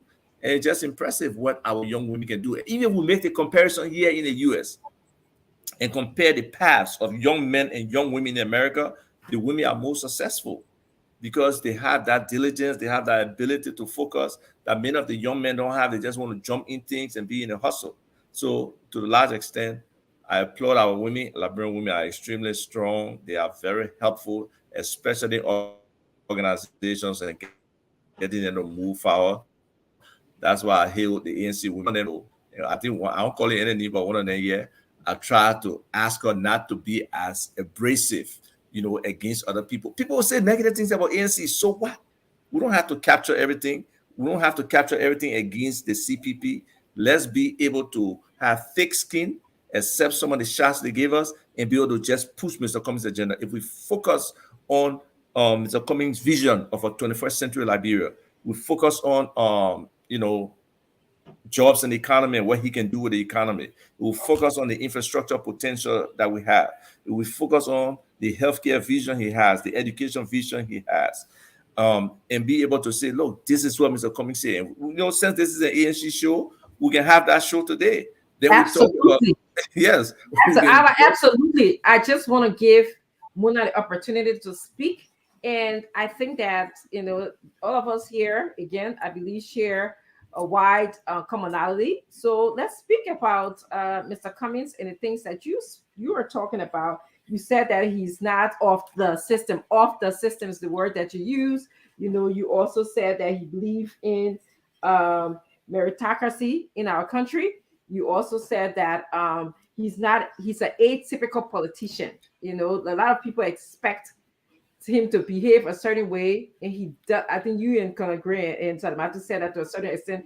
When he doesn't, I think our system get jolted a little bit. Like everybody, like, what's going on, what's going to get concerned, and that's just who he is. So let me just give Mona the opportunity to just give her opening comments and include the idea of sexism in our culture, and then we're going to just go to understanding the ANC platform from your point of view, how it's going to contribute to changing our country, changing the trajectory of our country. I really want to focus on Mr. Cummings today, considering that is many of us here. If you're just joining us, I ask you to share the show. You can contribute by giving us your views in the comment section, and also we'll open the phone lines as well. Mona, go ahead. And I'm sorry I'm calling you guys by first name because I feel connected and I know you guys, so it's okay. I hope it's okay. Mona, go ahead. That's okay. Good afternoon, everyone. Good evening, people in Liberia. I'm glad always to be here. And I see everybody, Salamatu, Dr. Richardson, Isaac, and Remy. I like to say that, yeah, I have come a long way in the Liberian politics. I ran for student leadership on LU campus, and I can show you that was like way before Ellen became president. So it was really, really, really hard for women, especially when you decided at that time to get into politics on campus or wherever. They would discuss you in town, in Texas, Liberian, LU campus. The politics there, when you have elections, almost like having election in the whole Monserrato. And they would discuss it in the Texas and that, and it was hard. It was hard being like we breaking ceiling, women entering politics. They would talk. I mean, they I don't know what it was like, but it was like they would talk about you. They would try to talk about your private life. They would lie on you. And then we started this thing too on social media when we started ANC. Remy, you were there, and we were like the first women. It was so hard. Women were so afraid to come and even make any comments because they will go after you. They will describe your private parts and everything. But we were there, and we forged ahead. Arlene can say I can give it to her. We forged ahead because it was not easy. They were coming after us, but we stood our grounds. And I can say we opened the way for like most of the women. So I can be really, really proud when I see so many women out here today talking and they're moving ahead. I'm so proud because we got the brunt of it. They try to destroy us. They went after us, or were like, if we can't do this now, nobody else will do it after. If we were weak, we were going to run away. I'm telling you, when they will come, they will lie on you. I know they have called me shoplifter and all in America. I don't know where the people can be getting a different will be like, you shoplifter, when you stole this. I'm like, okay, fine. I stop. I'm here, and we'll discuss it, and we'll go ahead. And I was thinking, so what's happening to all the women in Liberia? Where are they on the political scene? Where are they? And then it comes back again to ANC, and hopefully, I know we ANC, we might just come back again and break another record, and we will come back with more women on the table discussing as usual, because women, it's like we have the sixth sense. We understand something that most people just, I don't know, but I think we just got the sixth sense, and we know, we understand. And then also today again, I was reading something on social media. There's some football player in Ivory Coast that they said that a lady, an old lady, who said that's her son. And then a young girl, she came up, she said, but what's wrong with these Liberian women? You will never see the Ghanaian women or the Nigerian women leaving their children, but Liberian women always leaving their children for other people to take care of. And I'm like, that's so wrong. That's so wrong, because during the war, Liberian women were the breadwinners of most homes, most households. And Liberian women would rather take care of their children as opposed to the men taking care of their children. So I told her, you are very, very wrong, and you need to stop attacking women, stop criticizing women, and we need to stop upholding our Liberian women. Because the story is about Cassie, one football player in Ivory Coast, and the old lady said that's her son.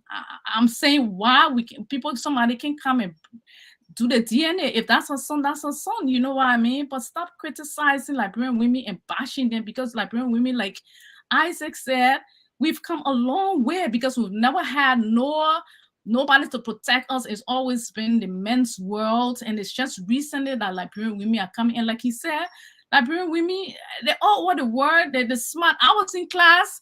I graduated from the Catholic school in Buchanan. I was a valedictorian in my class. I used to top the boys. Then I would be making 100, and they would be making 85 and 88, and they would be trying everything. And we did it all the way. I graduated and went on to LU and all that. So Liberian women are very smart, as you can see, as obviously here on the panel here today. But let us start bashing Liberian women and talking about ANC. And we're going to be having our convention this weekend. We have our VP. I'm aware that we're not going to be announcing the VP this. I think we're not going to be announcing the VP this convention because Mr. Cummings is always meticulous. we're not in a rush to announce this. Our VP last year, the VP was announced. I think Boyka got his VP almost in July, August. So I don't know what's the rush. We're going to go to the convention this weekend, and we'll see what will happen there this weekend. Okay, thank you very much. I think I can say this is a historical moment. There's more women on this platform than men. So, yes, I'm enjoying this show. I hope that we'll continue this trend as well. Okay, let's go to politics. Let's talk politics now. Let's talk about Mr. Cummings. Let's talk about the CPP convention in Kanta. And I'm going to start with you, Salamatu. Please tell us some of your expectations of the convention in terms of, what do you think Mr. Cummings is going to tell the world, to tell the members of CPP? Well, I mean, number one, I wish I was there to, be a part of the convention, but I'm not. So I'm letting the background fool some of the people there. But what's really on my mind, I mean, I wish, us a very successful convention, but I'm excited about Mr. Cummings being in the race. Just having this conversation today, people, yeah, Mr. 7%, Mr. 7%. I know now for a FACT that Mr. Cummings is a fair factor in these elections.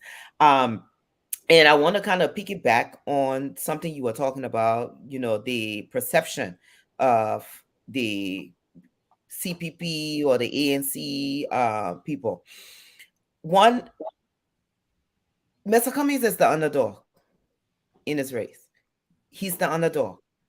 So I understand a lot of times when a lot of people reach out to me and they say, "Oh, you're being too arrogant. You're acting like this. You shouldn't be like that." I understand, and at first I used to get upset. I said, "Nobody are arrogant. Nobody are arrogant." But then the more I engage, the more we move forward. I say, they make sense because Mr. Cummings is the underdog in this race, and as the underdog, people don't want to see any arrogance from any side. I mean, we can redefine how we look at arrogance, but if voters are telling you, or supporters are telling you, you know what, you're coming across as this, I think all of us as supporters, we need to listen and we need to say, you know what, okay, what do we need to do to tone it down? Because it may not look good for our standard bearer. He's the underdog, and when we think about underdogs, we don't think about underdogs are having people around him who are just like arrogant. I will keep using that word because that's the word they usually throw out there. But I say, when they come to me, I say, yeah, let them cuss Mr. Cummings. Let them cuss in. Cussing that what thing? Madam Salif, what we didn't see from CDC. Yeah. They had casket, they had underwear with stuff in it. I mean, what we didn't see, and this was a woman, this was an older woman, they cussed her good. But if that's one thing that I do admire about her, is that she had tough skin, and she didn't take it personally. If she did, she didn't display it. She focused on the goal, which was becoming president, and she won twice. So I say this, to all my CPP people, our focus honestly should be about getting Mr. Cummings over this hump. Let's talk about this government. Some of the things that Mr. Cummings wants to do. Mr. Cummings want to focus on corruption. We've seen with this particular government that corruption just went from 9 to 100 overnight. And even if so, we have our closest friend, the United States of America, putting sanctions on some of the top level officials. These are something we need to be focused on. We need to talk about because we know that somebody like Mr. Cummings, he already have a plan. Mr. Cummings, he ain't got too many friends then that he would say, oh, let bygones be bygones. And these are all some of the reasons why people are scared to have him in this race, because they know when he come there, if you break the law, he will be tough to say, you know what, this is for Liberia, we'll prosecute you. They know that. They know this. They calling him the new kid on the block. They know when he gets into power, he will start dealing with some of the people and making sure people are prosecuted. Corruption is one of the top issues in our country. Even so that we have an American ambassador, Ambassador McCarthy, that actually got an award recently for addressing corruption in our country. The ambassador got an award. That means people are watching. The international community are watching. So if we tell you Mr. Cummings has clean hands, the international community know he has clean hands. They've worked with him. They know his record. His record is out there. They know this is somebody who does not take any mess for anybody. This is somebody who knows that until we can get rid of corruption, until we can hold certain people accountable in Liberia, Liberia can move forward. And this is the person who we know for a fact of everybody that's in the race who's going to do it. We also talk about, the private sector, or the man from the corporate. Liberia, if you want to see what the focus is, you look at the national budget. Most of our money goes to what? Government employee. The government is the largest employer. Why?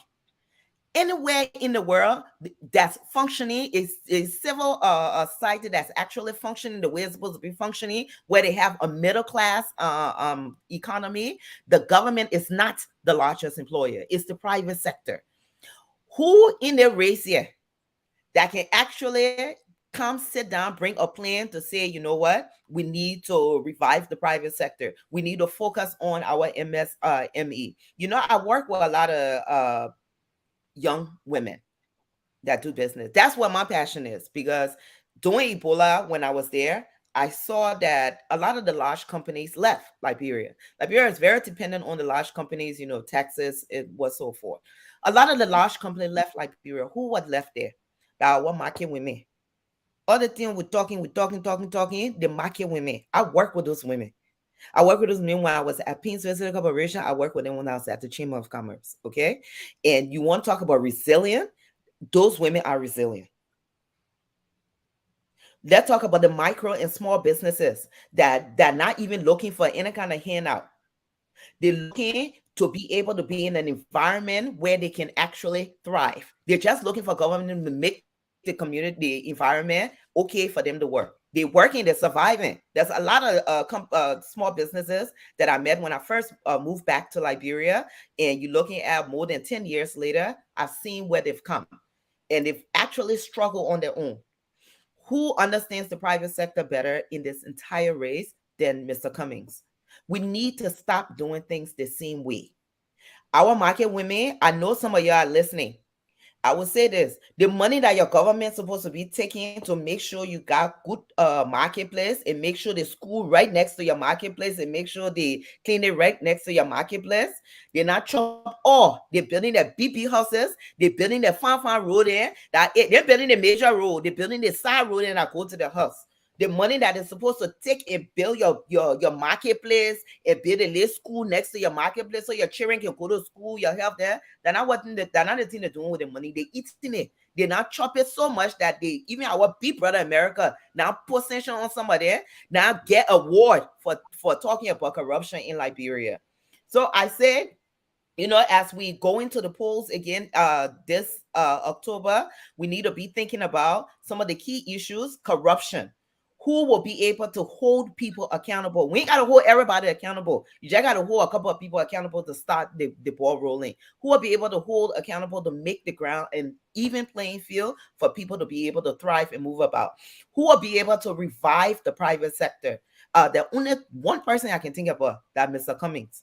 So the fact that people are talking about him now, it getting, I'm excited. When we go somewhere, nobody can mention anybody else again. Oh, where your Cummings doing? What your Cummings doing? It tells me two things: either you threatened by him, or two, you want to join. We know well, Mr. Fagon, you're not here today. The train, they not stop the train, they go on.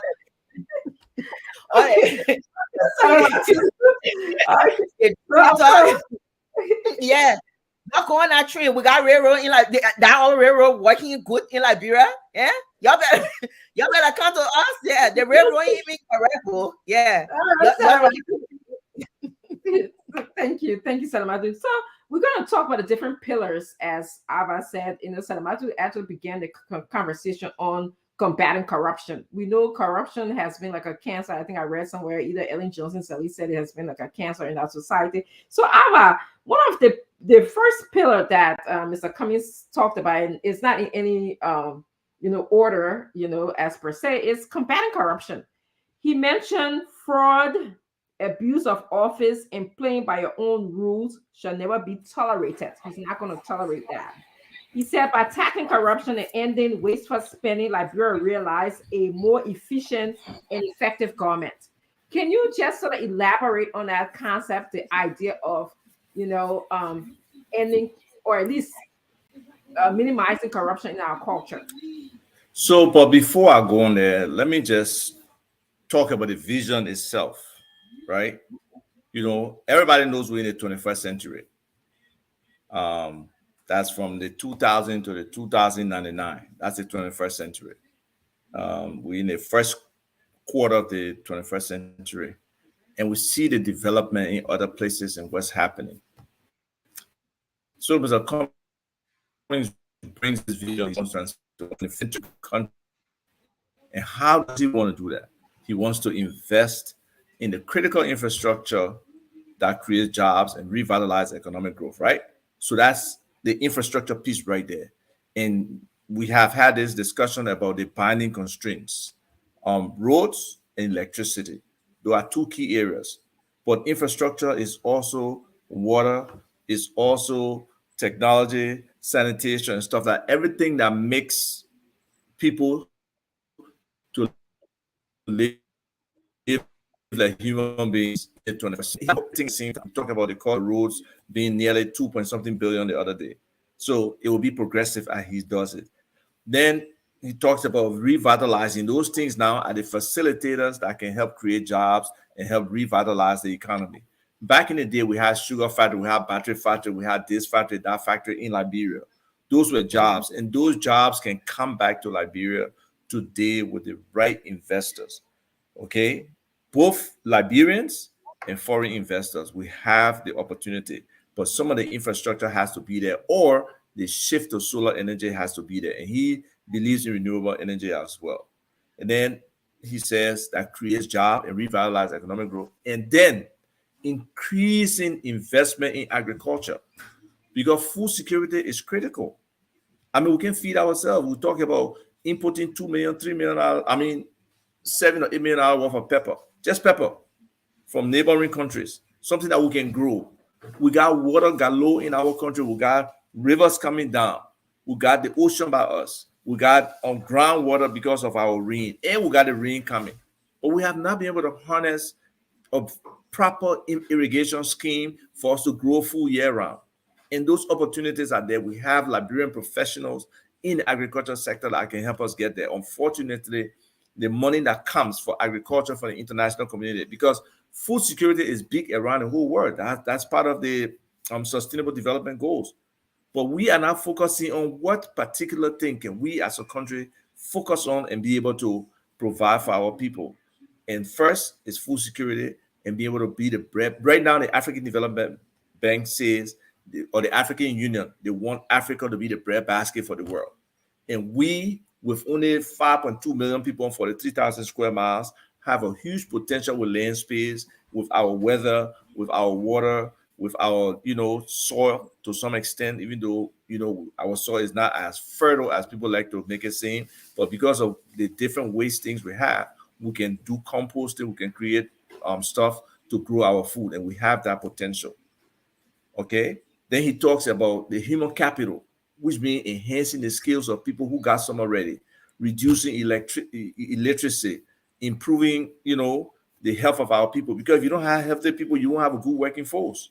Okay. And to do that, you got to reduce poverty. And at the same time, because we are rich, because people will come to our country to extract from us, he wants Liberians to have something called local content to be able to benefit from the wealth of our country. Excuse me. So we have these opportunities here, and that's his vision, value addition, utilizing the private sector to make that difference. So if we cannot do that as a people, and we cannot see this vision, this broad vision that incorporates the entire country, that incorporates every Liberian under a big tent and want you to be part of this development, then we're not serious about what we really want to do. So to your main point about corruption, and because he comes with integrity, people have been labeling him clean hands, right? So yeah, that's what he wants to champion. Corruption is at the core of our underdevelopment as a country. Look at today, okay? In 2023, 6 years ago, let's say 5 years ago, 2018, when this government came to power, we had $880 million worth of debt. When Ellen came to power, we have $4.5 billion worth of debt. She reduced the debt based on the waivers they gave us and whatever poverty agreement we're in with the World Bank and other financial institutions. Yes, yes. HIPIC. The highly indebted poor countries, Yeah. they reduced our debt to less than $1 billion, about 550 million or something like that, right? Over the time, she grew it back to $880 million. Since the government has come in, we are nearly at $2.3 billion. Can any Liberian tangibly tell me what we have done with $1.5 billion of debt in that time frame? I don't think you can make a case for it. So where has that money gone?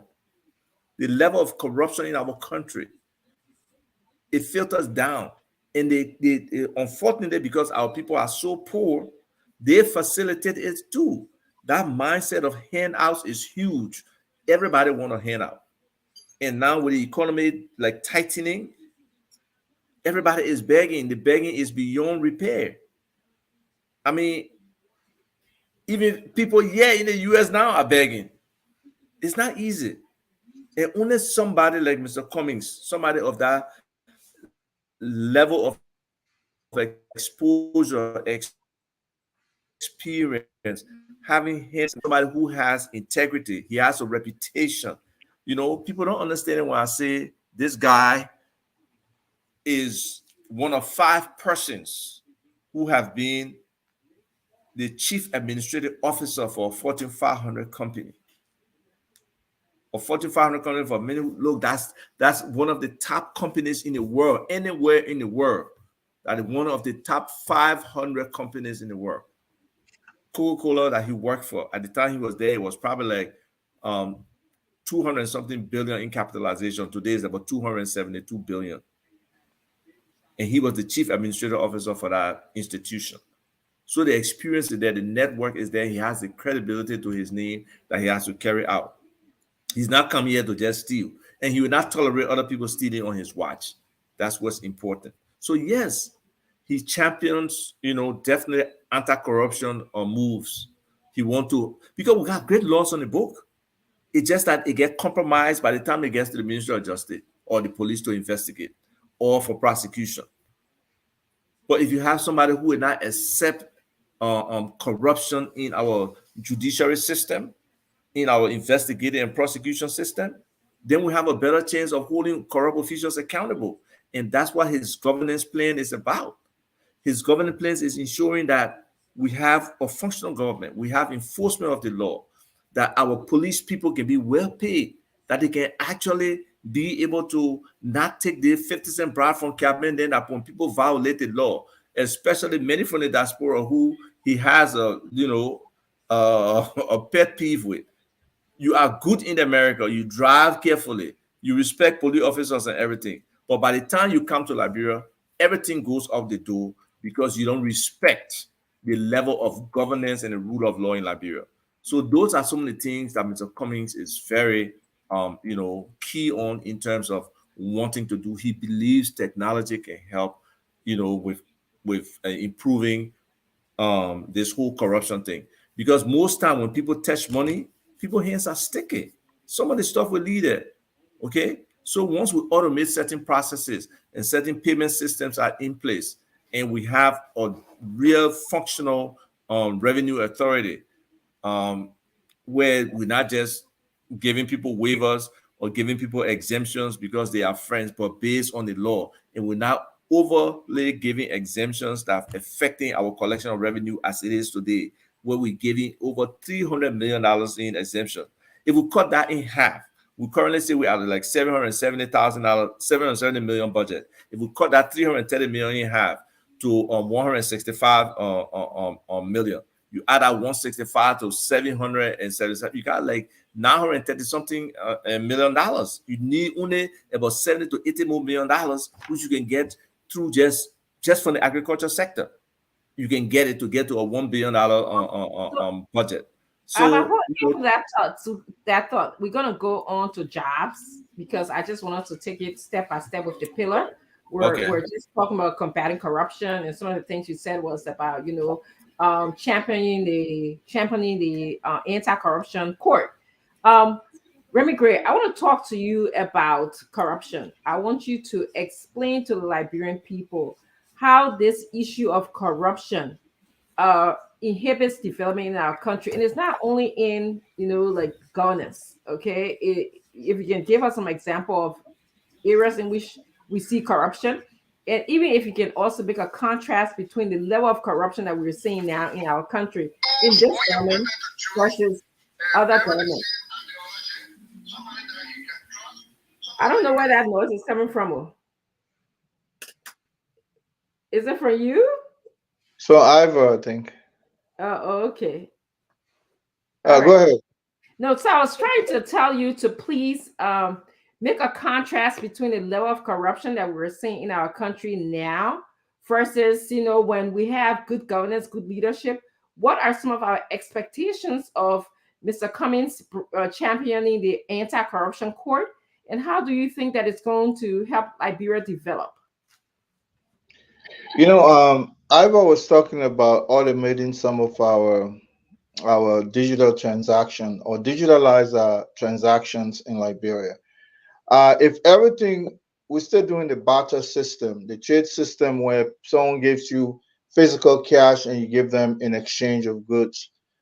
If we can automate some of those systems in general, we'll begin to digitalize our currency, and then we'll be able to do international trade as well. But let's go back to this corruption issue. This corruption issue is largely influenced by the fact that people believe they will never get caught. And if they get caught, they will never be punished.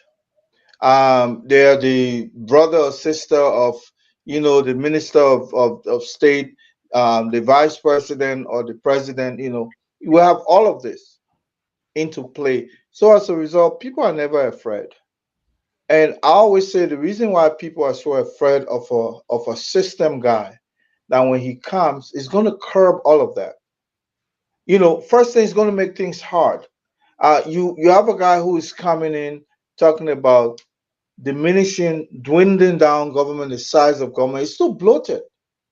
If we spend almost 80 some more percent of what we get in terms of income just on overhead expenditure. I'm not an economist, even though we all studied, slight economics here and there. But if you have out of 100%, you're using 80% just to service what you do, you almost run out of deficit. And so the first thing we'll do, a lot of this waste the existing government, if you curb them down. Al Hussein loves to talk about the bare minimum, that other countries, like even in the US, people don't just use the most expensive. For us to go for the most luxurious, because a commissioner of maritime will have a vehicle that costs $80,000. You understand? And then you have to service that vehicle as well. He uses it for every 2-3 years. He goes in and buys. Remember, if the man was driving $80,000 vehicle 2 years earlier, 3 years later or 2 years later, he's not going to want to use that same 80,000. It's going to bump up. All of this waste.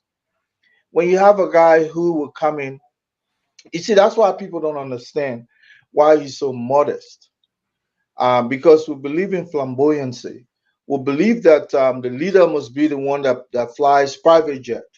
We believe that the leader is the one that should be driving a an Alfa Romeo or some expensive vehicle like Aston Martin, like, in all due respect, you have our president there will have his Aston Martin park, a small car, but that costs almost 300,000.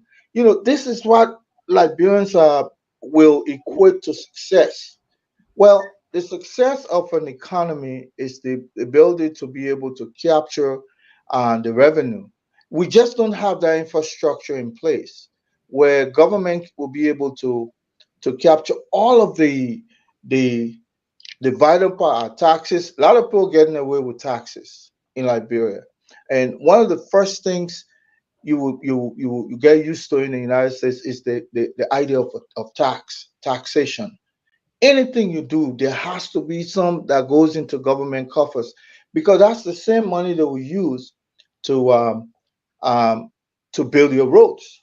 Okay, now we're talking about a national police authority. We're talking about national security. Everything just loose right now. If you ask me how many cities or township in certain parts of just Montserrat, most people don't know.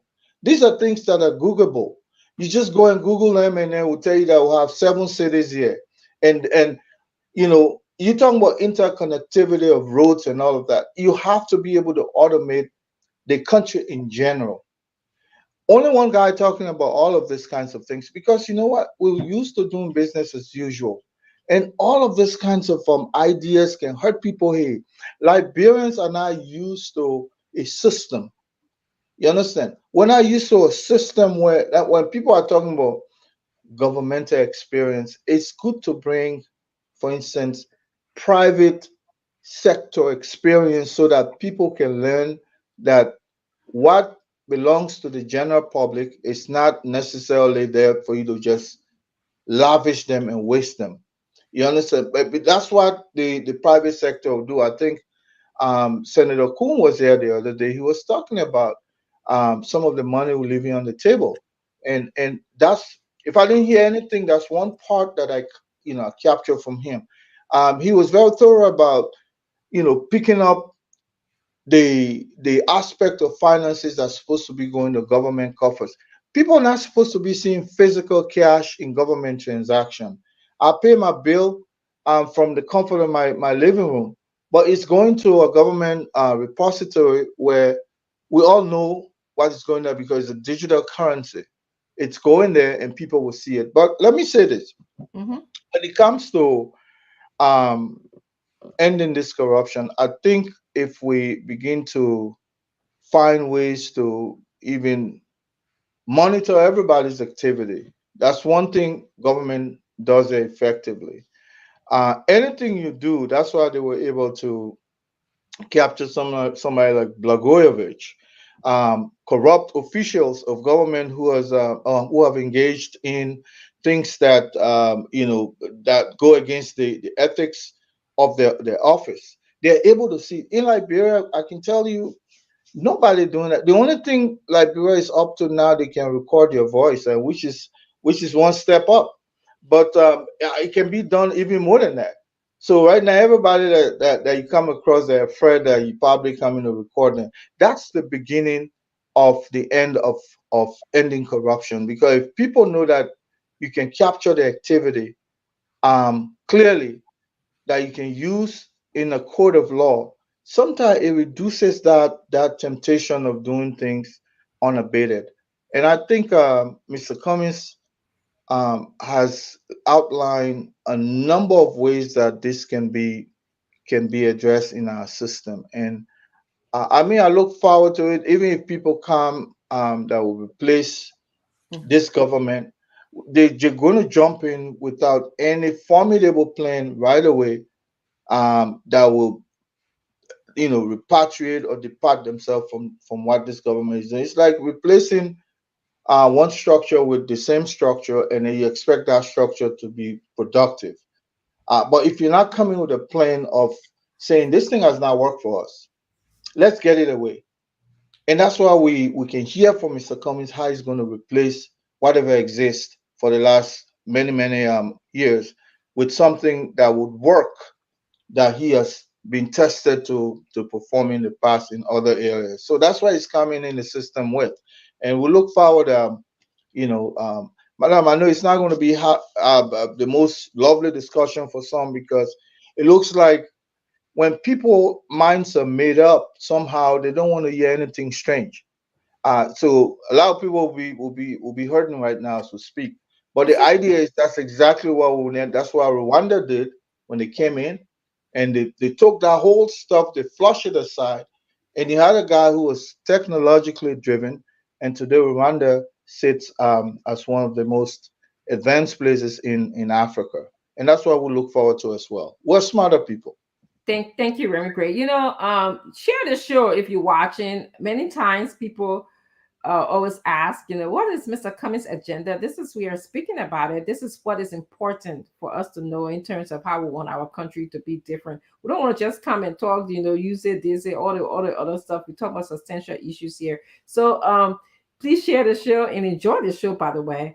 Muna, a lot of politicians have come here these days, and even if you're in Monrovia, sometimes you hear them speak, or sometimes they'll be in the papers. Everybody's talking about, oh, they're going to fight corruption, they're going to combat corruption, or they're going to create jobs. They're going to improve the economy. What do you think make Mr. Cummings different? I have a feeling. In fact, I don't have a feeling. They're actually following some of his recommendations, because I'm just hearing some of their recommendations. I've been hearing Mr. Cummings talk about this stuff since the last election cycle. So it's interesting that I see when people are even talking about saying tourism. One of the first person to mention tourism in terms of a way of creating jobs was Mr. Cummings. One of the first person to talk about wasteful spending was Mr. Cummings. So can you speak to us about any of this corruption and creating jobs at the same time? What makes him different? Thank you. Let me just paint a picture and then I'll go into. I like to talk to the layman, the common man, so he or she can really understand. I mean, let's just the picture. Let me just give this. What if everybody go to sleep? Election comes, Mr. Cummings win the election. What do you think would be going in the minds of every Liberian in Liberia? There will be some kind of excitement. People will say they think they may long be talking about changing. We won't see the change. It will be a different kind of vibe in the whole country. People will really be looking forward, even though to get to that place, the politicians are playing all the games because they're scared of change. They're scared. Mr. Cummings get there, all the chopping will close. But for the rest of the people in Maryland, Grand Bassa, Grand Jida, Bon County, Lofa County, they will get up with that feeling like this man been telling us he won't change the country, and all of us will benefit. So it will be that excitement will be all over the country. Okay, so Mr. Cummings is always talking about this bowl of rice. He said he wants to increase the bowl of rice. Now let's think about it again. You in your house, right? You got so many children in the house. How are you going to increase the bowl of rice? If you got a bowl of rice, or you say you got a food, a cook, the soup, everything cooked, and you got a few people in the house stealing from the rice, you think that would be enough left for people to have to eat? That's the problem we have in Liberia right now. We got a country, the government is there, everybody just stealing. So not enough money is left to do so many things, to bring the electricity, to fix the rules, to fix healthcare in the country. Everybody just stealing. I mean, so few people who closer to the rice is stealing the rice. So by the time the rest of the other people come, all the rice gone, and then they go sit out and they're hungry. Mr. Cummings has said, no, we won't increase. We won't make their bowl of rice plenty. Somebody else was saying again, say, look, everybody won't be president. Everybody said they won't rescue Liberia. Everybody said they won't fix Liberia. How can you fix Liberia without money? Some people say, oh, Mr. Cummings ain't got public sector knowledge. Okay, the people who got public sector knowledge, they will say they won't fix Liberia. How they will fix Liberia with all money? How they will fix Liberia with all money? So Mr. Cummings now is saying for us to increase the bowl of rice, the money, the healthcare, education for everybody to enjoy. There are so many things we need to do. First of all, we need to protect the rice, the food that we got. We need to protect that one. And we need to divide the food evenly and equally so everybody can eat and everybody God can get food. Seriously, people think that presidency or the president or the government job, every time one group take over, then you go to the next group to get rich, then you go to the next group. That's not how other countries works, my people. In other countries, people, even a distributor, even if you living way in the interior, your children can go to school. You can be able to farm, you can make you a bit want to make the farm because the government can bring the incentive. They can supply the farmers, even in Great America, when you buy land and you get 3 or 4 horses on your land and you say, this is a farmland, guess what? They get incentive. You don't even pay tax for the land.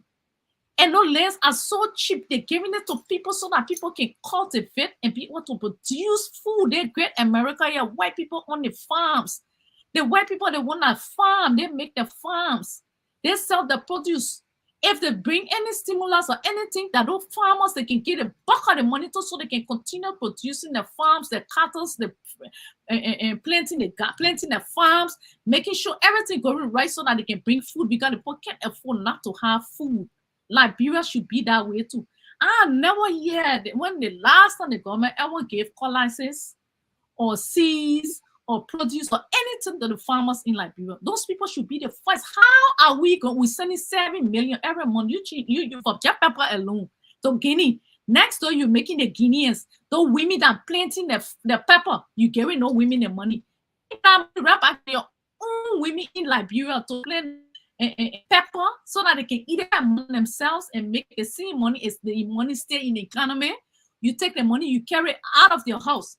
If you take the food and carry it out of your house, where you have food enough for your own people to eat in Liberia, you can't.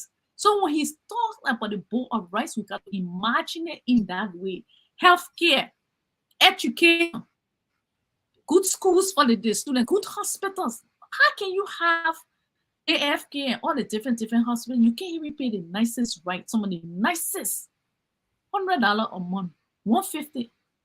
But yet and still, your ministers then, the senators then, they're making millions of dollars for the nicest then. Who, when they get sick, that the same hospital they rush into, you barely even got medicine in the hospitals and things. The people suffering, they got to come. And when we're telling you people this thing, you say, no, that competition on a football game, we won't win. We rather win. You don't win. When you're talk plenty, you're arrogant. But when we talk plenty, they tell us we're arrogant because they want us to tell you the truth. Because if in other countries somebody come and say, I'm going to stop corruption, I'm not going to let my ministers then, if anybody steal, I will fire them and will carry them to court. Y'all said, no, we won't hear that thing. Or y'all jump in between the people who's carrying the message. Y'all say these people can talk too much. These people know plenty. Y'all don't listen to Mr. Cummings. They can't say Mr. Cummings didn't know the job. They don't say Mr. Cummings didn't know what he do. They can only say, I made Jack coming. Or I made gay. They do it so that people can't listen to the man and think. Yeah, like Brempo, sit down and think for a minute. Stop running behind the wrong folks. Politicians are loud. They tell why is it they one man? All of them won't go work with their one man to say, oh, the man bring good into our country. Yeah, let's go to him so he can face our railroads, face our hospital, face our schools, face our healthcare, so that all of us can benefit our children in, so they're entitled to go to good school too and eat good food.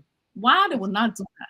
They will come in between you and say, oh, we want the other person. The other person can jump in. All kind of funny people you come. And you know very well these people cannot do it for our country. They've been trying to do it for a long time. They can't. Let us focus. Mr. Cummings is faced to no politician. He came for us. We the common people. People can say, who are you talking about? Who the common people? Who are the ordinary people? The ordinary people are people who live in Duazon. People who live in Watala. People then who live in different Bon County, you know, all those places. Those are the people, the country. When we go into Liberia, we won't say yes. Finally, we got infrastructure. We got some little good development that we're proud of. That you yourself, you got time. Do you have time? You have time. Some people say, oh, let the old man go, let the other person go take it off for now, then we'll wait. You waiting for what? What? Right now, the country, the economy, the budget can't even benefit the whole country. You take one problem from there, then you go bring another problem. Who cannot go outside to bring investment, bring Google investors in the country to bring money into the country? You think anything will just magically change and just be good for you in the country?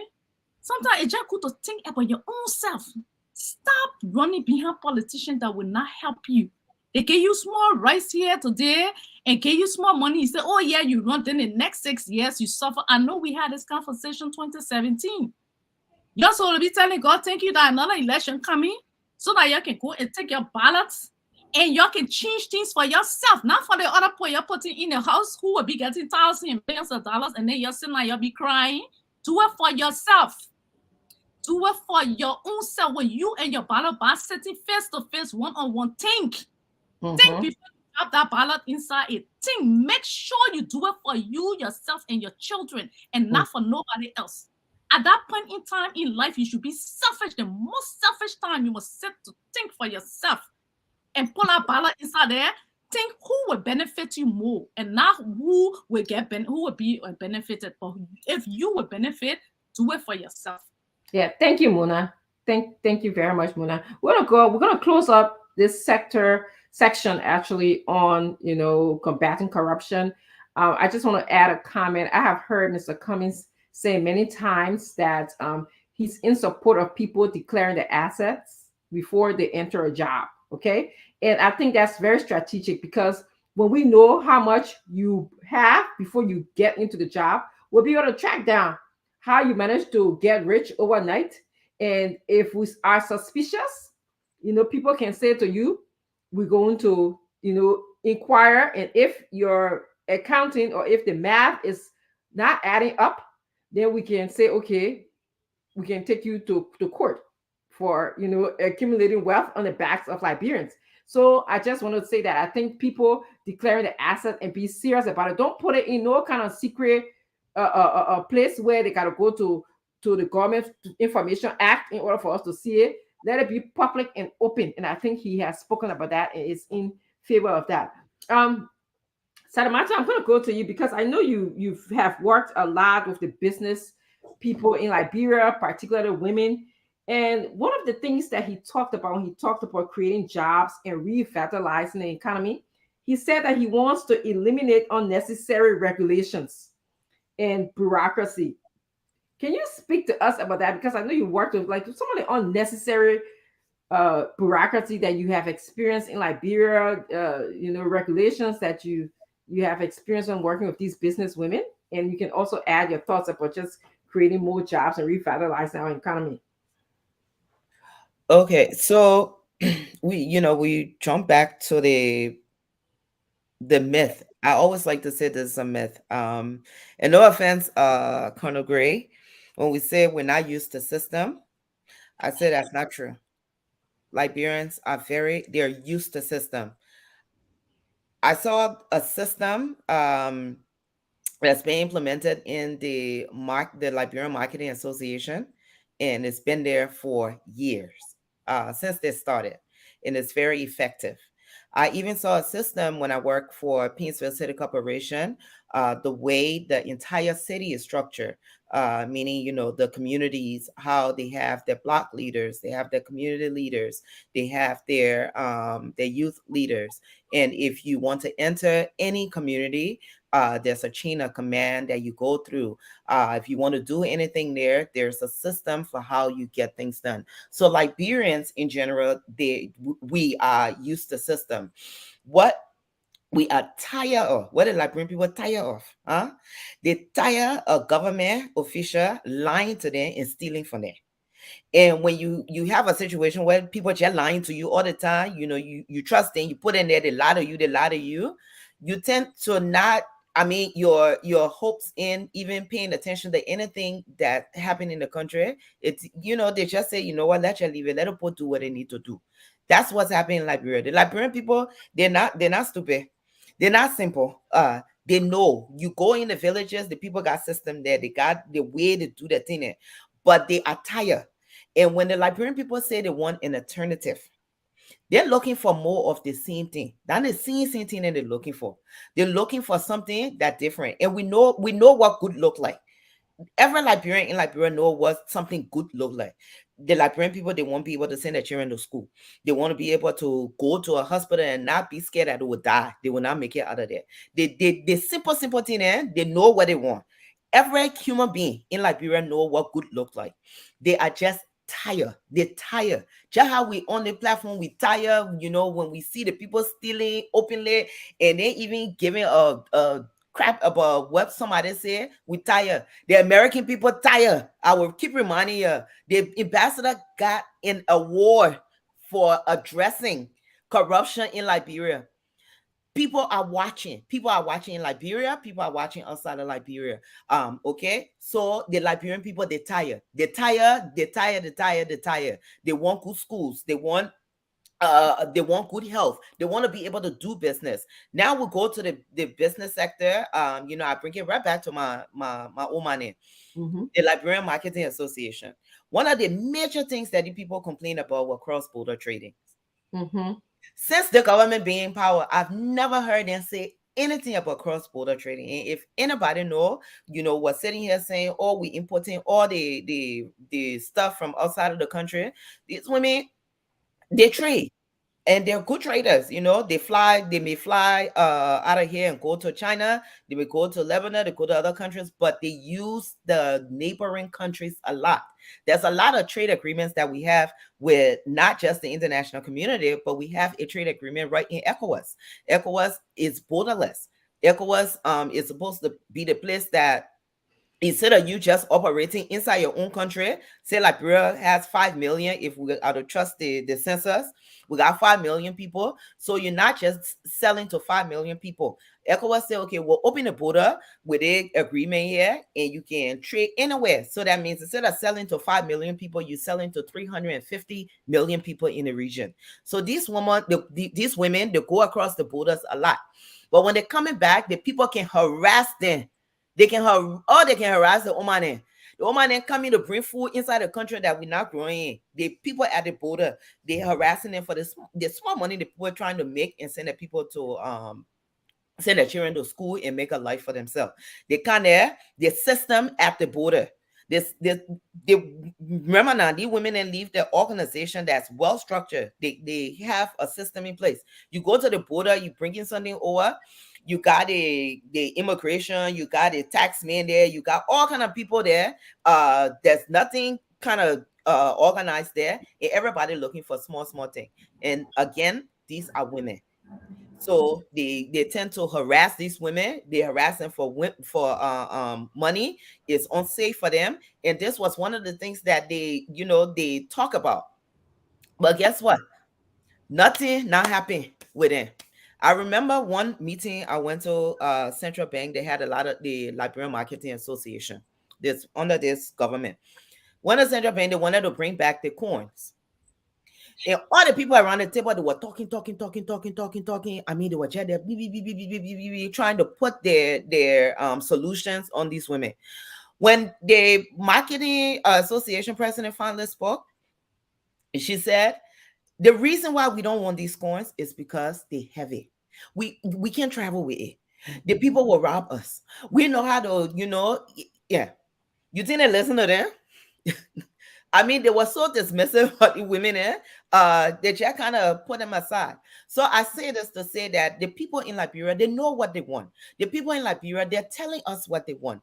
It's not like they know what they want, but because the government do not listen to the people, they don't listen to the people. So people feel like, you know what, let me just do my business and survive on my own. This is where somebody like ABC comes in. ABC talk to the people. That one of the things that I'm enjoying how he's campaigning, that he's talking to smaller groups, and I hope when he gets elected that he will continue to do this. Talk to the people. When you talk to the people, you find out what their challenges are. You also ask them what their solutions are, because they have solution for a lot of the problems that they're putting out there. You find out what the solution are, you implement it. So I like the fact that he going out there and he talking to people. He talking to people in smaller groups. He talking to different groups, market women, pimping boys. Talk to them, find out what they want, the challenges that they want, and then you implement it. So I and then I go on to foreign investors. When the new government came in, CDC came in, I mean, we couldn't hear our ear. They were building some kind of cold city on the river, on the swamp. They were building highway. They were, I mean, yeah, all kind of things they were doing. They were bringing teachers. Yeah, they were bringing teachers from Nigeria. They were gonna make tuition free. They told us all these lies. And I say it to the Liberian people. Sometimes when people come with sweet talk, just think about what did they not do in their past career.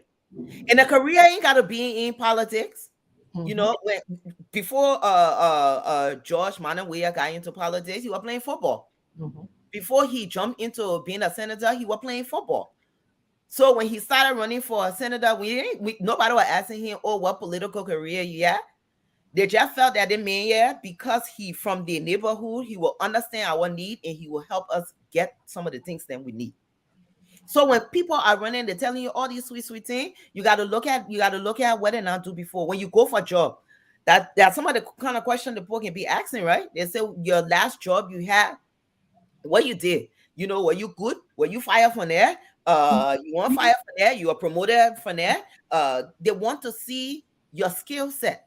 If you can learn fast, if you somebody who can't get in trouble all the time, they want to understand what your past is in order to say, okay, we can bring this person on board. So as we listening to a lot of the people, all the sweet talk they put in there, the Bali Island we had, the free tuition, the teachers from Nigeria. I mean, the list was just going on and on. It was looking sweet. I think at one point they were going to drop the foreign exchange rate. All kind of things they were telling us. We couldn't hear what munya. Today we can't hear no munya. When you mention munya, somebody won't be you. No, of course you. Their own word. By the time you mention it, they're ready to be you for it. Let's talk about foreign investor. Who the foreign investor the people now bring inside the country here to Liberia? 6 years. 6 Yeah? years. 6 years you've been there. You bring one foreign investor, and you're not even smart enough. When the Oma left the country, she left plenty of projects, things going on. You weren't even smart enough to jump on it and say, you know what, let's finish 2 of them. When we finish 2 or 3 of them, then we can go to the foreigners. Then we can say, you know what, hey, we finished the project. No, you do that one there. You talk about foreign investor, our current investor that were in the country, the current investors that are in the country, that's the largest employee. You got Firestone. What's in the Firestone? Right now, they got lights at the airport. Yeah, we might talk it all. We might talk it all. Women can talk.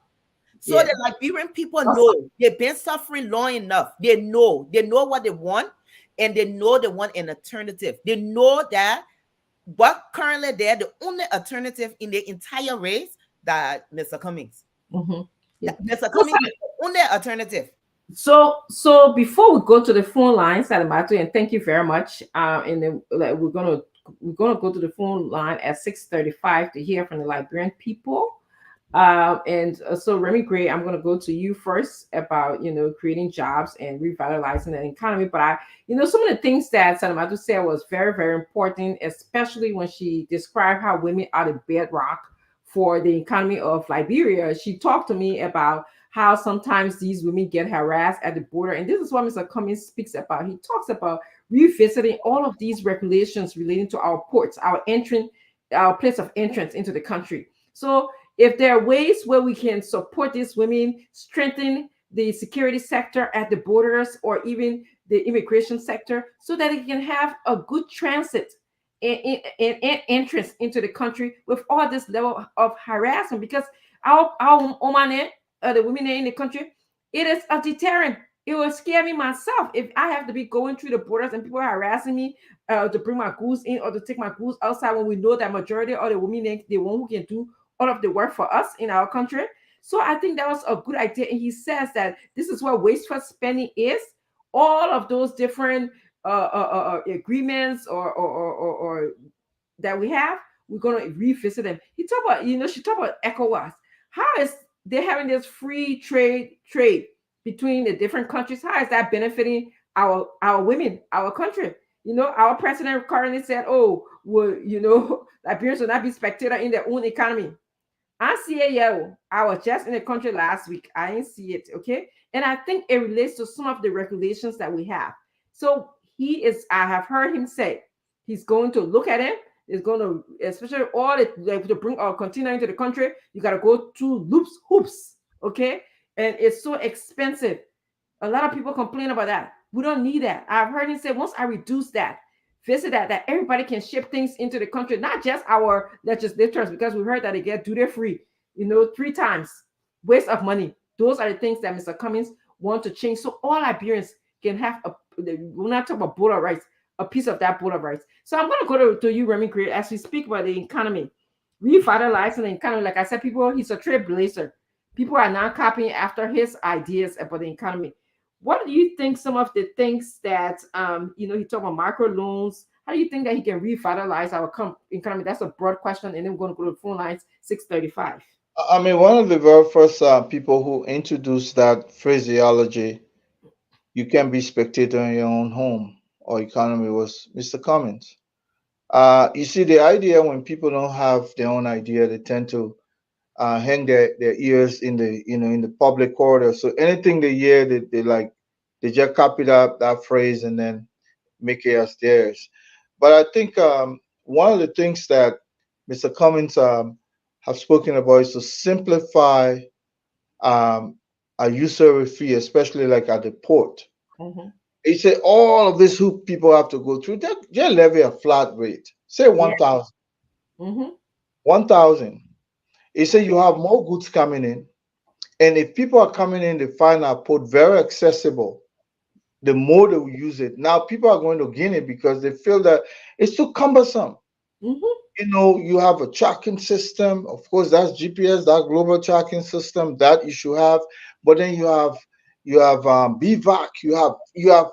I mean, people are just creating the hurdles more and more. Your goods will come at the port, and it will take you at least reasonably. It will take you 5 days before you even get the first clearance.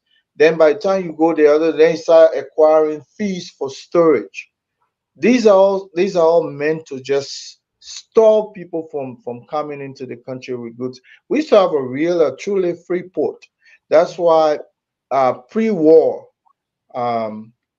economy, our port was used a lot by regional, friends. People from Guinea used to transit things to us.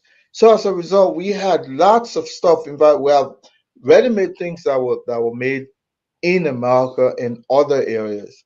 Today, it's so difficult to just try to move one container from the port. It's Mm-hmm. almost impossible. So he said he's going to simplify that, and that tends to create more job. And then he talked about the ecotourism, which Yes. Liberians will. Our landscape. We have one of the most beautiful landscape in the region, but we just are not making use of it. When you go to Greenville, for instance, you go to Harper, Mm-hmm. you go to the Patawi Fall, Mm-hmm. all of this national scenery that people can spend millions of dollars to go see in other places. We got it all. We just have not been able to pay attention to those things so that they will attract, guests. Look, when I go to Bahamas, I'm like, what am I doing here? I think I enjoy Liberia better than this. There's absolutely nothing there, but people go there, the economy alone. Jamaica, the same thing. I think we got more scenery, more national treasure than Jamaica, Mm-hmm. but we're not making use of it. So this guy, I've spoken about the idea of ecotourism, Then I think one of the things he's saying, pushing a lot, is that we have to account for who all within our borders. We just don't know. I mean, we just don't know who all there. Take for instance, we're about to have a national elections. I mean, whether all those people voting, whether they all will be actual Liberians that are even authorized to vote, is something you can argue about. But first thing, we should be able to digitalize and have everybody accounted for.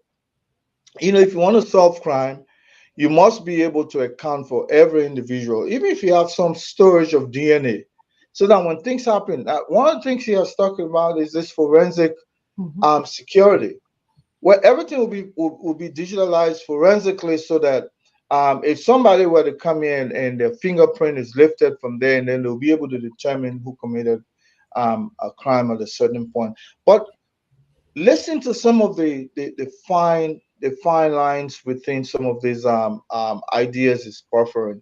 If we have a 5 point something million population, which is relatively still small, given the 43,000 square mile landscape, I always say, if you go back and look at Rwanda, I think it's the size of Wapolo County, if not just by 10 point something kilometer. It's not a big place, but look at the economy, look at their GDP. It's because everything is digitalized in our country.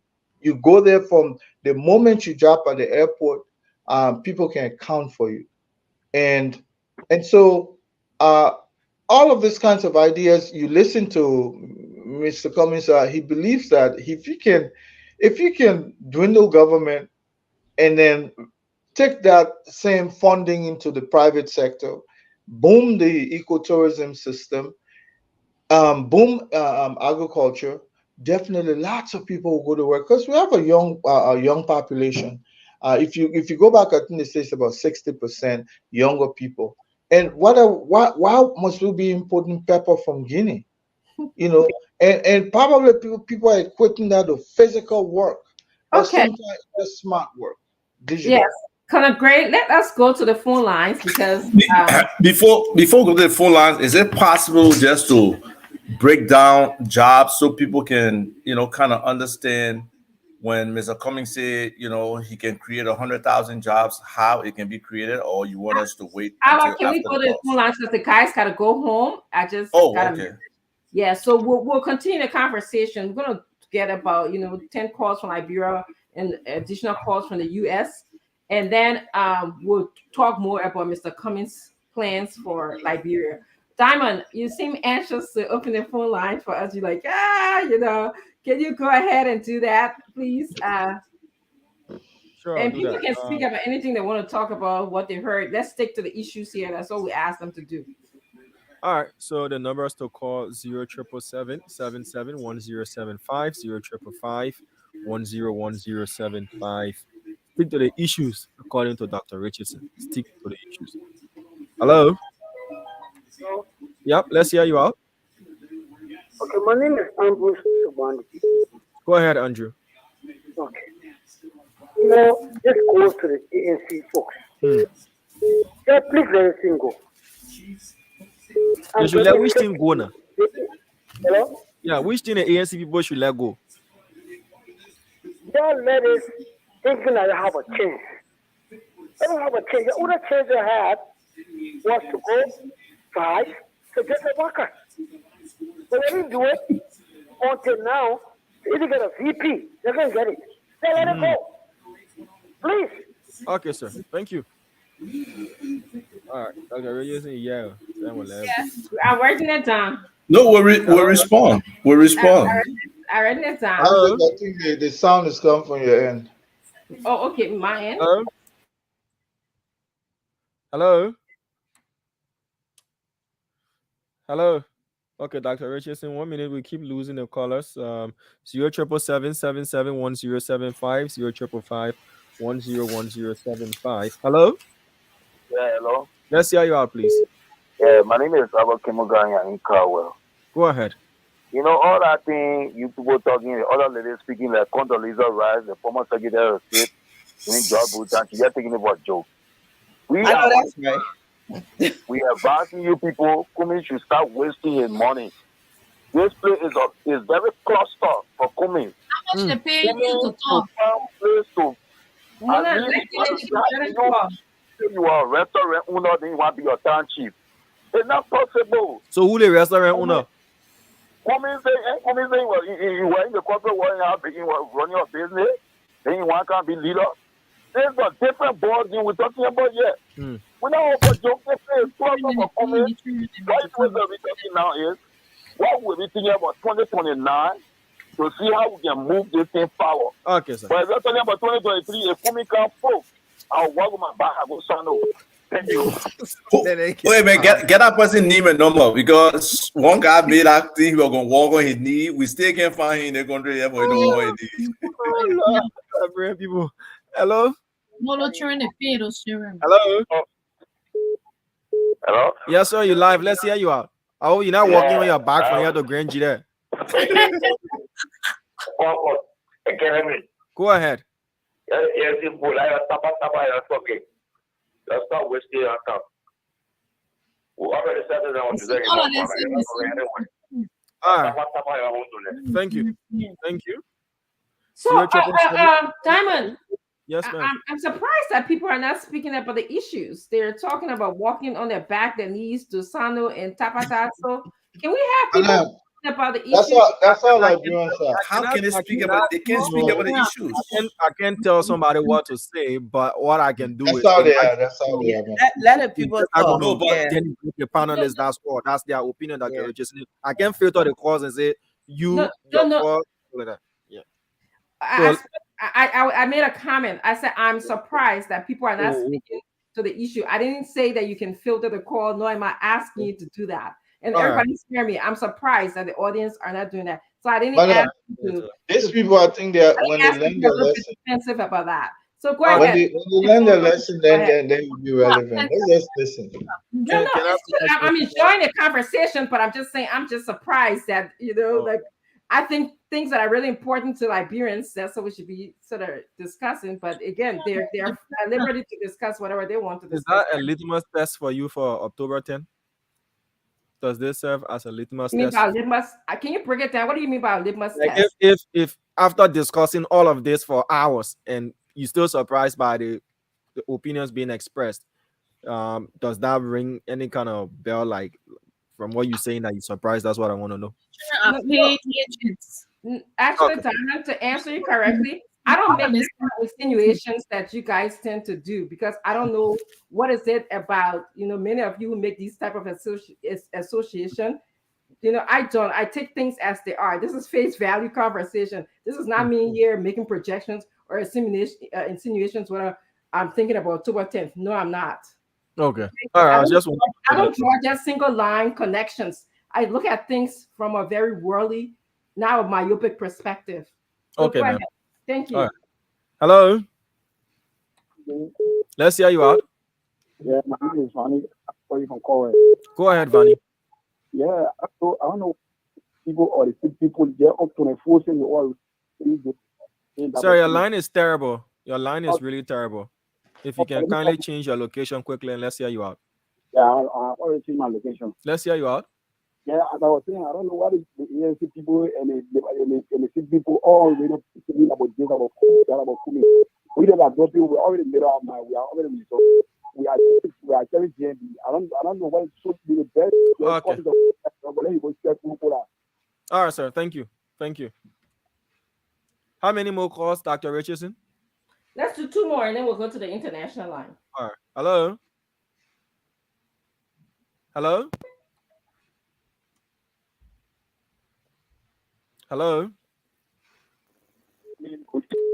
Let's hear you out. Actually, we calling you from a Popo Ono. Okay, go ahead. Let me thank your panelists.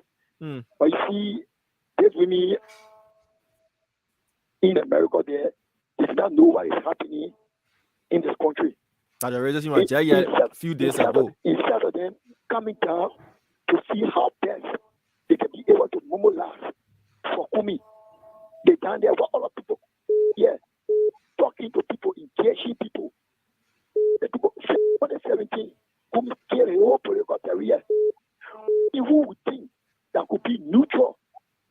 could mock the UP government, that could say, oh, I'm different. I can be able to question the UP government. I see that question the citizen government. After 2017, he joined the C United Party people and put all of them together. All right. So Kumi get a political career. Kumi can never be president in this country. I'm telling you. All right. Thank you for the time. Thank you. All right, one more caller, Dr. Yeah, Richardson. thank you, Diamond. One more caller, and then we'll go to James. Hello. Yeah. Let's hear you out. Good evening, the platform. Your name? Yeah, Stevie F. Bell, I'm calling from Chico Software and Golf Community. Go ahead. Yes, thank you very much. Something on the discussion is fine. But let me be more and tell you, who makes his chance to be president for this country? And when he makes it at 2029, it will not be good for him. What do you mean by that? What I'm saying is, Kumi, nobody know Kumi here. Like that politics. How did he get it 7%? All his money, nobody know him. So how did you know you're calling his name? I'm telling you, but forget about 7%. We're talking about 50 for 1%. But why the man be emotional about it? But why are you responding to him? Why he Let me getting just say- emotional? But why are you responding to him? Why are you responding to him? Why he getting emotional? 2023, I was the chance for it to be back on He's gonna get one heart attack. Leave him. Yeah, you want to cry. He's sick of just fighting this country. So for me, advising you, please don't follow Ellen Johnson's challenge. I'm telling you. Thank you. Thank you. Thank you. Man. All right, Dr. All right, Richardson. okay, James, good day. Let's take another 5 Oh, calls. Simon, too. Somebody come and put ring on your finger. Yeah. Diamond, thank you very much. Thank you very much for the calls, and good day. Good evening, caller. Your name and where you joining us from? Okay, good evening and good morning from my side. My name is Obadiah J. Blair. I call from South Korea. Okay, boss. And, go ahead. Okay, I want to say thank you for the discussion. I'm a strong supporter of Spoon. I follow Spoon every day. And let me say to Liberian people, every day I heard people saying Mr. Cummings does not have the popularity. I can say for clear, the silent supporter of Mr. Cummings. I was speaking, I left South Korea and I was in Liberia. I served as Secretary General on the battery factory plant fee. Okay, I have a huge supporter in Liberia and have influence. And I also a Nimadian. I have family in Nima who depend on me, who listen to me, and to give them direction as well.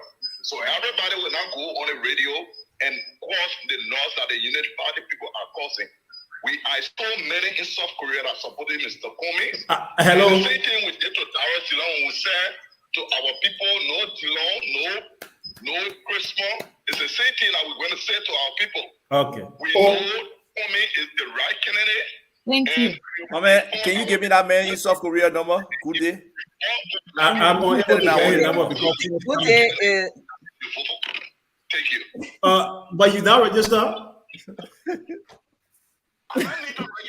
No, but look, you see, I would discuss that. All right, sir. Exactly. All right, sir. That's smart, man. Thank you. Okay, thank you. Touch with Ava. I think I'll tell Amanda, please get in touch with Ava. No, he will not do it. Good, you know, good day that Yeah, but you reaction after there. he listen. Or he can send us friends request. Let him send us friends request. We'll find Yeah, out. Please send a friend request to Muna. Because good day when I do it. And I'm calling you from Minneapolis, Minnesota. I just want to firstly greet all of the Cummings people on the show. Mm-hmm. And I think in the spirit of oneness, they are doing a pretty good job. There is just something that I want to alter, and I just hope that my opinion be respected. Yeah, go ahead. You are protected. And I will start by saying Mr. Cummings is a bright man. He's a breath of fresh air. He's well respected. We have acknowledged and have identified what he's capable of. But there is something called telling statistics. And for some of us who have visited Liberia consistently in the last 12 months, we've been around 3 times. When you go to Monrovia, when you go to Liberia, different parts of Liberia, and you talk to Liberians in the streets or wherever you find them, and say, what is your expectation in the next 4-5 months from now as we go towards election.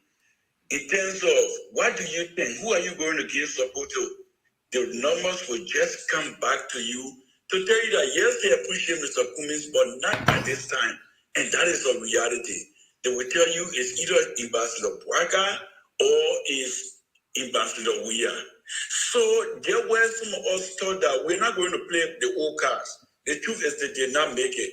Liberians were hopeful to see Mr. Cummings and Ambassador Braga working. But for whatever reason that chemistry did not work, Liberians are still committed towards Ambassador Braga's election. And James, trust me, people may not agree. But as we go to the polls October 10, because my very self will be voting in Monrovia, you will see the numbers that will come out. All we're encouraging Mr. Cummings and his team to do is to join the vote and let's get Mr. Weir out of office because we've learned from everything he's done to this country. Thank you. All right, thank you, sir. I hope Alva, you got a number because I don't start spoiling money. Hello. You send it to me. I appreciate it. Let me praise my man Good Day for sending me the image of Mr. Obadiah. Hello, your name and where you calling from? No. Yeah, hello. My name is Thomas Kura, and then I want to say thanks to the guests, to the panelists in studio this afternoon, and I'm so proud of you guys. But it's kind of sad to me that you guys have been in studio there for the last 3 to 4 hours, and you can't at least even sell Alexander Cummings. It's sad. You guys, you had got 5 panelists in studio. You just on the defensive tour. You can't sell your candidate, and it just to show that the Liberian people are listening to Mike's and they really get a chance. Francine, get a chance. I'm totally being defensive here. I just want to talk a little bit. Caller. Other panelists. Please hold on. Please hold on. Dr. Regency wants to ask you a question. Yes. Caller, thank you for calling, by the way. You made a comment that there are about 5 on this panel and we are not able to sell Mr. Cummings. I wanted to understand, what did you mean when you said sell Mr. Cummings? Can you just tell us specifically what do you mean? Because we've been talking about some of his vision for Liberia, and I'm not so sure. So I want to know, maybe and this is a serious question. Yeah, and let me add, what is it that you were looking to hear that you did not hear? Dr. Regency. Wait, one more. Hello, caller, please hold on. Yes. Ambassador Fahad wants to add. Okay, let's see. No, I want asking if you were to sell Mr. Cummings, what would you say? Okay, go ahead. Okay. So there's 3 questions, okay? Tomorrow is what day is it tomorrow for you guys? You guys are going to be having a convention tomorrow, whatever tomorrow. Yes. And my thing tonight is you guys are mostly on the defensive tonight. My thing that tonight you guys should have been pushing the goal of Mr. Cummings, saying, tomorrow our convention will be about this, encouraging people to come over. No, that's not. People don't come over to convention. With you guys tonight to sell Mr. Cummings. But what do you mean? I'm not getting it. On the defensive. And it is a good opportunity for you to be saying that, tomorrow is our convention and encouraging people, making people to feel that Cummings is a viable kind of candidate. But it's if you listen to the show today, it's boring. All right, thank you, sir. Let me ask you one question. Okay, hold on again. Another he will not question. answer. Can he answer the other question?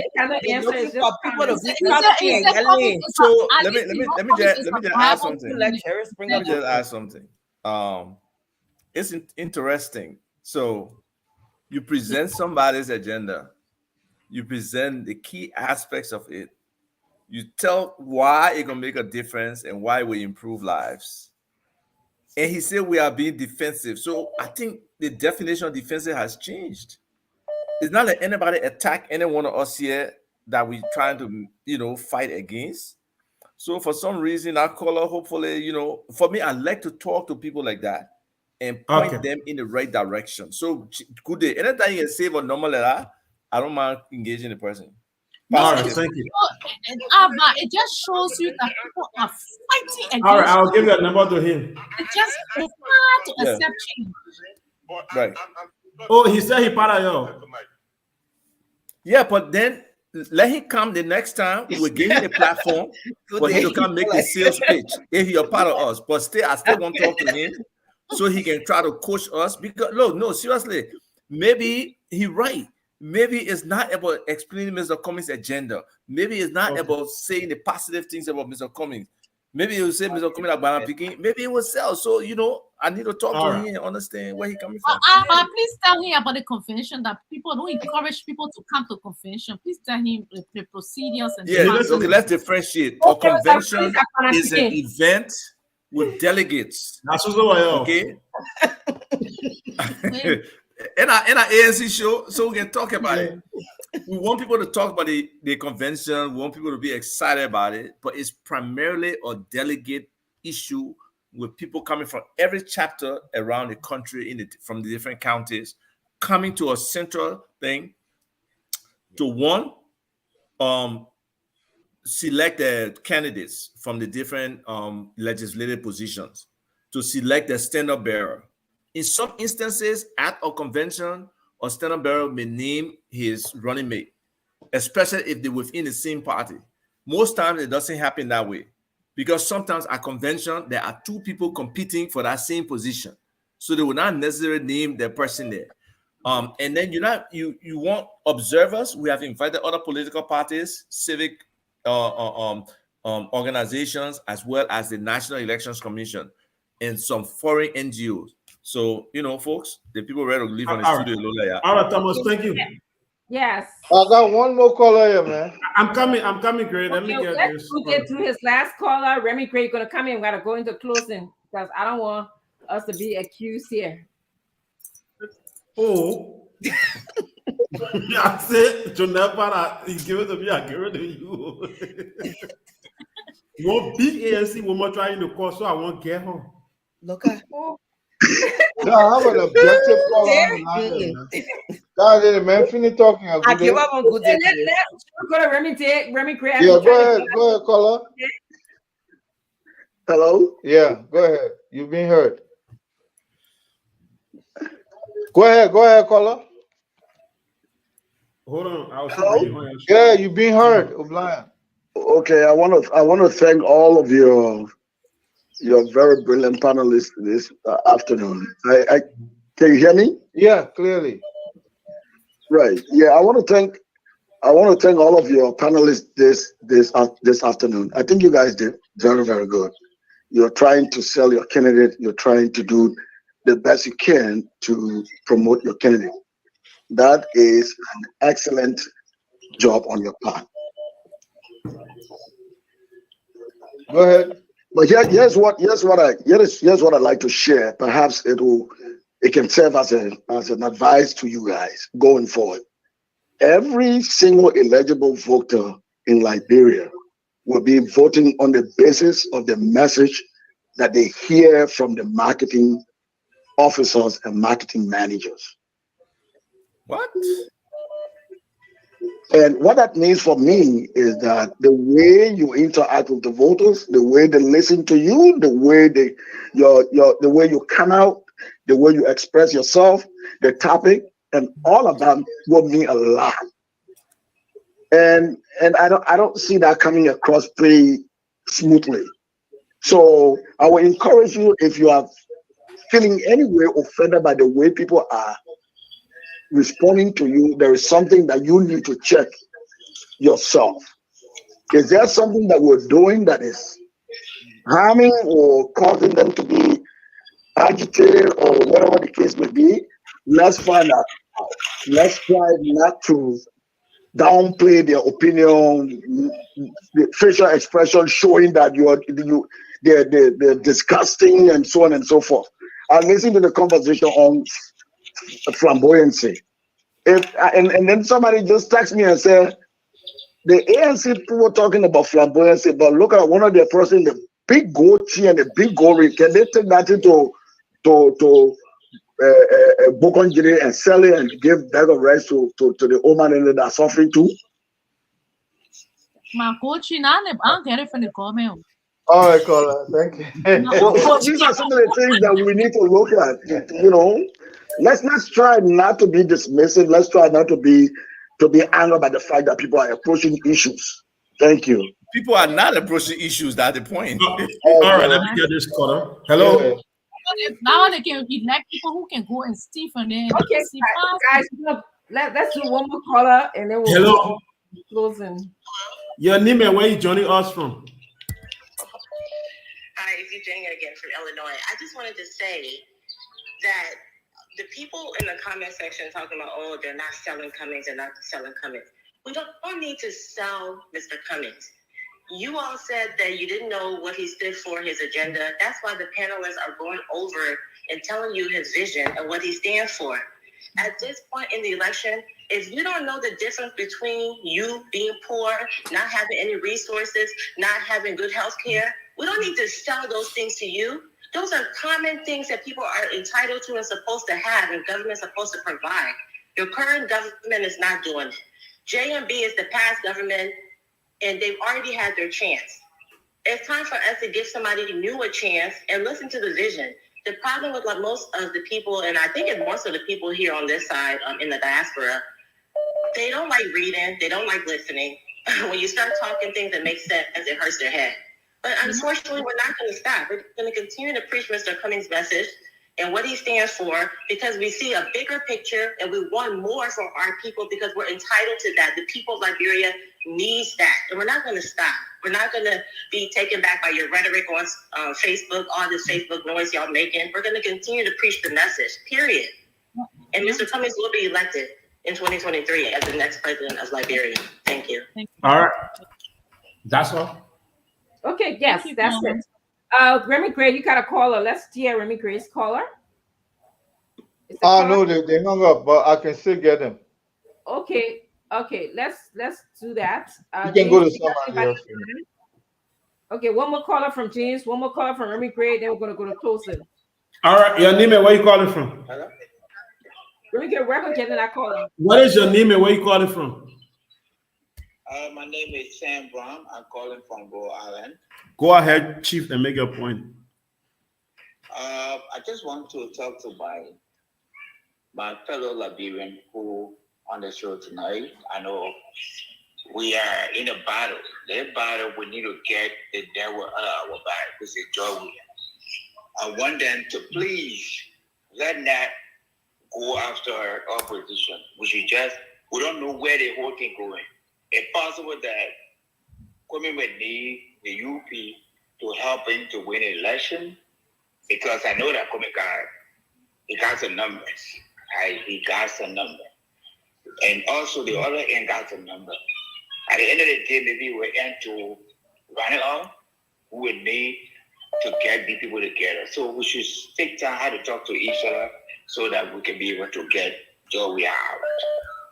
And also, another point, Kwame did not become, he didn't accept to be vice president to anybody, because those very brilliant ideas that we have been listening to, maybe God is keeping him for us so that we can get those things. Maybe it's possible that he don't win.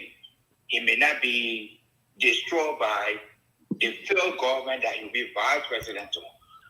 Because if you are vice president, let's assume that you're going to be a vice president, then of course, the government getting the power and they bring a very Unity People Party, so much Unity People Party that been floating around looking for job. Okay. Then they spoil it because they have the whole name. Then he will have the chance again. All right, sir. Thank you. So that maybe go ahead, caller. Good evening, ladies and gentlemen. My name is Tilnette. I'm calling from Atlanta, Georgia. I want to thank you all tonight for being very civil to one another and sticking to the issue. How can I agree with Salimatu when she said that there is something about Mr. Cummings that we, the Liberian people, are afraid of? I hear a lot of people say Mr. Cummings is a good man. Mr. Cummings, he will be a good leader, but he came too late. He's gay. He's mean. He's not popular. What I don't understand about us, we vote for people based on the fact that they are popular and cannot get the job done. We vote for people because, they are corrupt. In Liberia, if you don't steal, if you got clean hands, they don't like you. In Liberia, if you try to elevate yourself, they don't have respect for you. They they are just against you. For me, this election means a lot to me. Let them go ahead and vote who they want to vote for. I'm telling my people, I'm very clear to them. Vote for Mr. Cummings. He's going to make a difference. If they go and vote somebody that's not doing anything for us the first 6 months, nobody should expect anything from me because I will not send a cent to Liberia. Those people that are hungry, they didn't eat today, their children didn't go to school. When you ask them, we are JMBO. Okay. Go ahead. Mr. Cummings, my last thing I'll say, Mr. Cummings, even if he loses the election, he will not bend the good rules to satisfy anybody. He will do the right thing, even if it costs him the election. Thank you. Thank you, caller. Okay. I think we can move to our close, and I'm getting notice here that Monrovia would like to go. And we were going to continue on the social media page. Although I will have love for Monrovia to hear our closing remarks, but if they have to go because it's late in Monrovia, that is okay with us here. I'm going to move on to our closing remarks. I'm just going to my grandson just came. We're going to start with Sadamatu. You want to start? We're going to go ahead and then just tell us your thoughts, and then we're going to go on to Ala, and then Mona, and going to Remy Gray, and then I'll be the last. Yeah. So once again, it's a great exchange between us. I'm glad we got the opportunity to talk about Mr. Cummings. I'm glad that we got an opportunity not to be yelling and cussing, and because a little sometimes when I listen to some of the people, they look at it just like that Jerry Springer type environment. People just supposed to be yelling, cussing, and that way it can be juicy. But anyway, we are all human. I must say to our letter kind of thing. But Liberia, people keep saying 2029. Liberia is in danger. Nah. It's in danger. Y'all wait till 2029. The small resources that CDC not lead there because they not take plenty thing. Yeah, the small thing they not lead there. Wait till 2029 will not be there. We need somebody who will start working on day one, who will start holding people accountable on day one. On day one, we want to make sure that money there that was supposed to be taken and building the marketplace again, the school, the hospital, right by the marketplace. We want to make sure that person there is prosecuted on day one. And you go up, you come down. That only Mr. Cummings can do that. And if this show did nothing for most of y'all, it should have convinced y'all that Mr. Cummings is a threat in this race. Because if he wasn't a threat, people won't be. The other man called here, he was very emotional. That one, and not being funny, that man was very, very emotional. Why they make him win the race? My man, Papa, what are you crying for? And you think the man will not win, what are you crying for?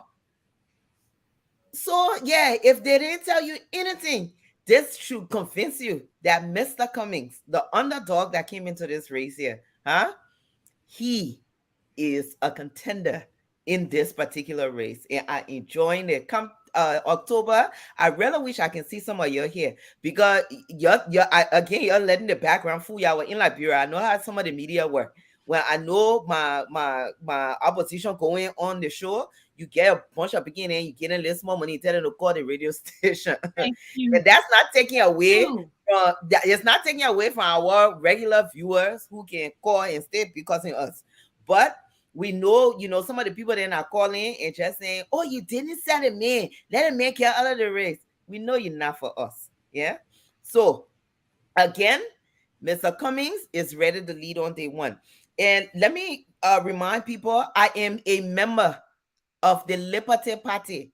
That the other thing, Lord, we got to do a whole show to kind of explain to y'all what political party belong to and what collaboration look like. Yeah? I am a member of the Liberty Party.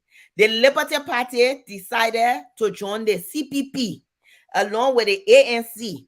So now since we join, we want that CPP. But our Liberty Party, like Muna, that ANC, Dr. Richardson, that ANC, but we all come together. We part of the CPP. Yeah. So it's no offense, but I just letting you know that's what's happening. The train that you're waiting to get on, I will remind you again before I go. That train there, that my brother Facon said that they got the train, they going to go the train. Y'all got train track?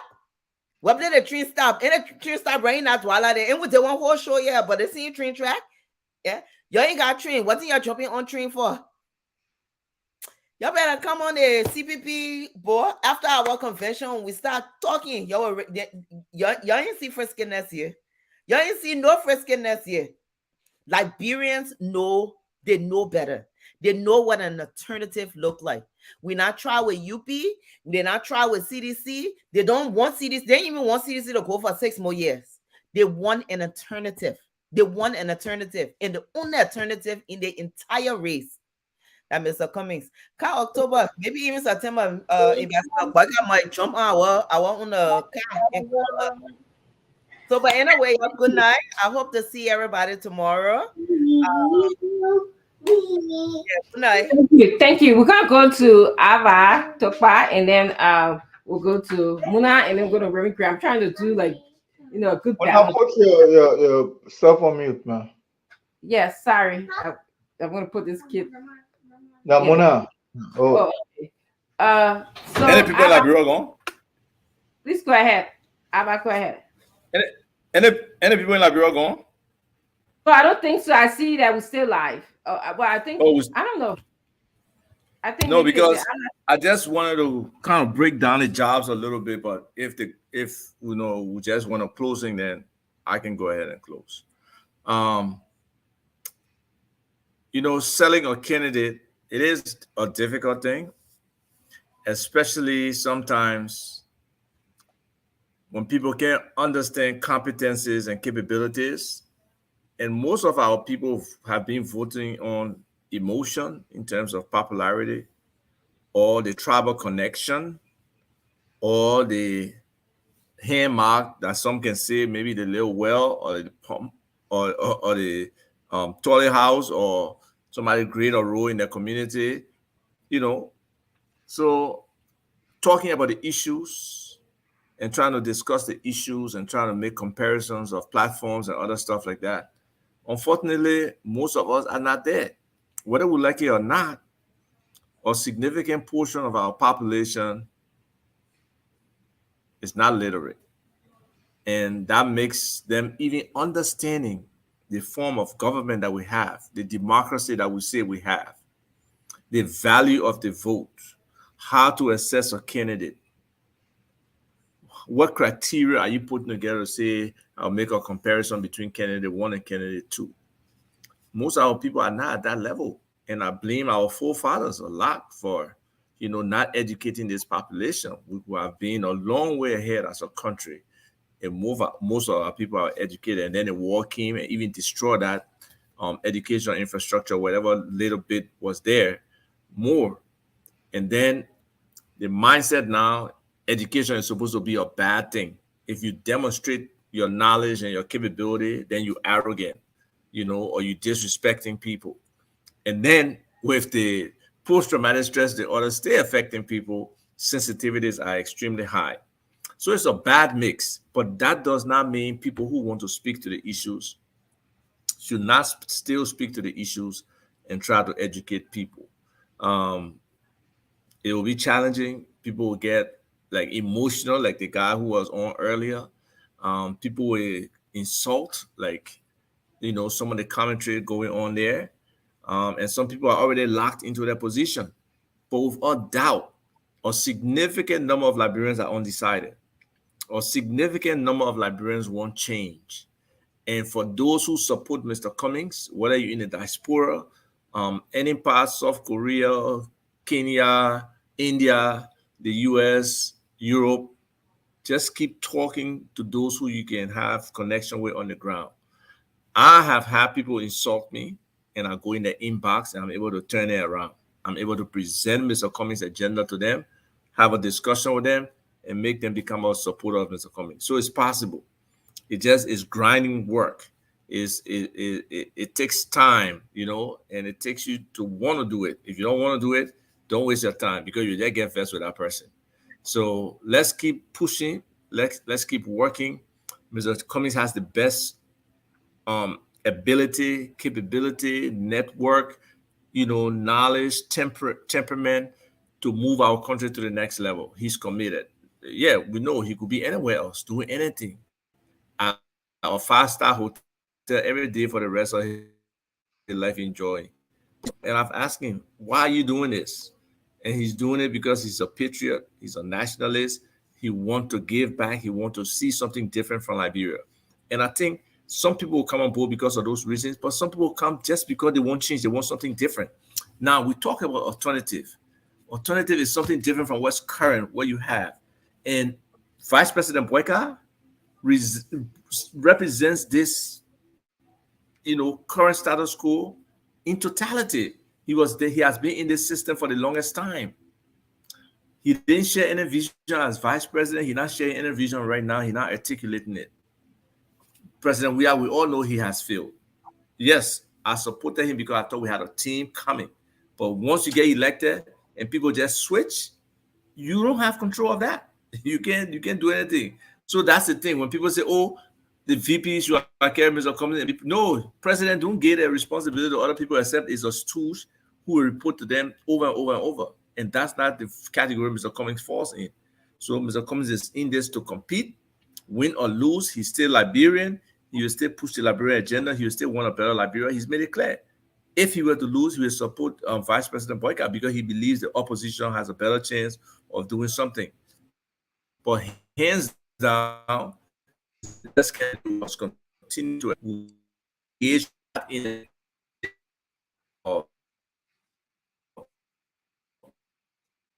the show. Thanks for all of those who are listening. We appreciate it. Thank you, Ava. I'm going to go to Muna Gray. I'm sorry, Muna Fahad, Muna Gray, and then also go to Remy Gray. That's what I wanted to say, Remy Gray late after Muna. Go ahead, Muna. It was a good show. A lot of people are listening in the back and they listen to us. And we should keep forging ahead, because change is good, but change is hard. It's very, very hard. A lot of people want change, but for them to sit and think about change, it's just hard. We just gotta keep talking. And a lot of people listen today, and I'm sure a lot of people saying good show. I think most Liberians should start thinking about voting for Mr. Cummings, because it will be in their own interests. It will be in all our interests. It will be in their own interests, because it will be a good thing to go to your own country, to see a clean, beautiful country, to know that you can depend on your government to be able to supply farmers with tools, seeds, cutlasses, with everything. That will be plenty, to know that jobs will be brought into the country, investors will come, good investments will come into the country, that you have somebody who will be traveling, not with 1,500 delegates, but at least 5, 6, and when he leaves and go out of the country, he going by economy class, economy on the plane. He's not going to be spoiling, wasting your money. He's going to come back with good investments. You'll be happy that you'll be able to get at least some kind of job to be able to send your children to school. Electricity will be all he will make sure, because he said it. He said, I'm going to start with electricity first, make sure everywhere is electrified, bring in the proper corruption, not only about stealing money. Corruption is actually using the proper tools, the proper things. For example, if you want to bring light poles, you will bring very strong, durable light poles in the country. Good wiring, water, sewer, you will get meters, good meters to put in the house so that the people don't be paying over plus an extra.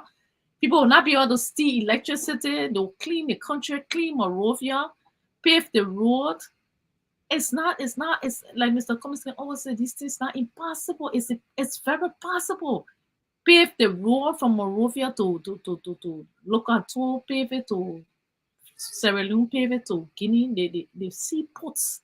You have good people you will bring to the ports, you will negotiate probably. You all over the world, you'll be able to carry things to your country. The Liberia, the seaport, they're supposed to be where all the other African countries should have been, the central port where everybody should have been coming in. A lot of money should have been coming in. Revenue should have been gotten from that port. Instead, not a lot of people sending things. The revenue that coming out is not. I mean, when you have a business and you stingy with the business, you want to spend. You want to bring in more goods. How you expect for people to buy the goods, and then you're selling the goods expensive? People just kind of look at your things, they leave it right there, they go somewhere else where it's cheaper. They will buy, the other person be making more money all around us, West Africa. Ghana, look at Liberia was the country where the Black Americans should have been going to and bringing all that money. Ghana made $2 billion. Just the other day, they coming to make some more money again. In a few months, they have another program. I mean, everybody going to Ghana, like bro, sitting down right there. Beautiful country, like somebody said. If you go Maryland County, Sano, the water is so blue, like Cancun and different countries. Our country just close up. It's just hard. The people just suffering. It's just so hard. We can count on Mr. Cummings for opening that country. We can count on Mr. Cummings to come and fix it. Then after that, you won't go and vote. All your other funny people, then you can bring them again. But at least for once, let for somebody, so at least we can all be happy. At least we can look forward to something like Mr. Cummings getting on the plane, economic class, going and bringing in investment, thousands, hundreds, millions of dollars, bringing it into the country. Who's going to benefit? Who really going to benefit? That we, the citizen, will benefit. I'm telling you, you'll be able to go to, once upon a time, JFK used to be a hospital what presidents in West Africa used to rush to. It can still be the same way. But we must reach for it. Change is hard, my people. It is hard. We are trying to hang on something that really not giving us it. We got to be honest with ourselves. Mr. Cummings is going to go to where he's not going to be dressing in expensive suit imported from Nigeria until when the guy tell us that, right here, that man, he right there, you see the clothes, he's a simple man who really, people say, oh, why Mr. Cummings will leave everything? The man was born in Liberia. If you are born in Liberia, you have no choice, you're Liberian. We don't choose where we are born. We don't choose, so he was born in Liberia. If he got a requisite knowledge and he can come to help our country fix the open air, let it blossom. So we can be boasting like Ghana too and Nigeria and thing, why he can kind of help the country? Why we can't let him do it? We just hanging onto the straw, something that will never help us. Try, you just open up your heart, open up your mind, pray to God. Let's try to, when Mr. Cummings get there, even if he can do all the things he said, Ali, he will do better than everybody else out there. I can guarantee you, because why? They say if you want to know the future of somebody, how they will perform, look at the past performance. This man has succeeded in everything he put his hands in. I mean, he has worked, gone to job and fixed big companies. When I say they say, oh, but it's true, my people. Let's not start denying it. Let's not stop stepping on our own necks. Let us stop destroying our own country because we're being selfish, we're being hard. The Bible, the Jewish people, they made their heart so hard towards God. They refused to listen to him. They fought, they suffered 40 years. The little thing that was supposed to just use 7 days, they told God, no, we'll not do it, we'll not do it. They wanted to do their own way. They brought their idols, they worship it, they did everything, nothing. In the end, when they got tired, they said, God, we're tired, please help us. They tend to go. God can come out from heaven and tell you, say, you vote for that man. Oh, I took that man out of the country. I carry him all over the world. The man got no problem. I see it in him that he can do something for us. So I bring him back to Liberia again to you. You say, oh, it's too hard to sell. How hard it is to tell. All the things that we're talking, you can hear it. When you play hard, it will be hard. If you're listening and you're trying, that's how it will be. The government job is not to pay the president. I'm telling you, the government just not to pay the price. He's not going to get nothing out of it. He's going to give back to the country because he's going to bring in the money, bring in the investment. Y'all yourself will be able to see the changes taking place right before your eyes. Then y'all will say, hey, God, but why we waste our time and wait so hard and so for ourselves? Y'all think about it, my people. Y'all think about it. I thank you all. God bless you. Thank you, Muna. Thank you. Remy Gray? Well,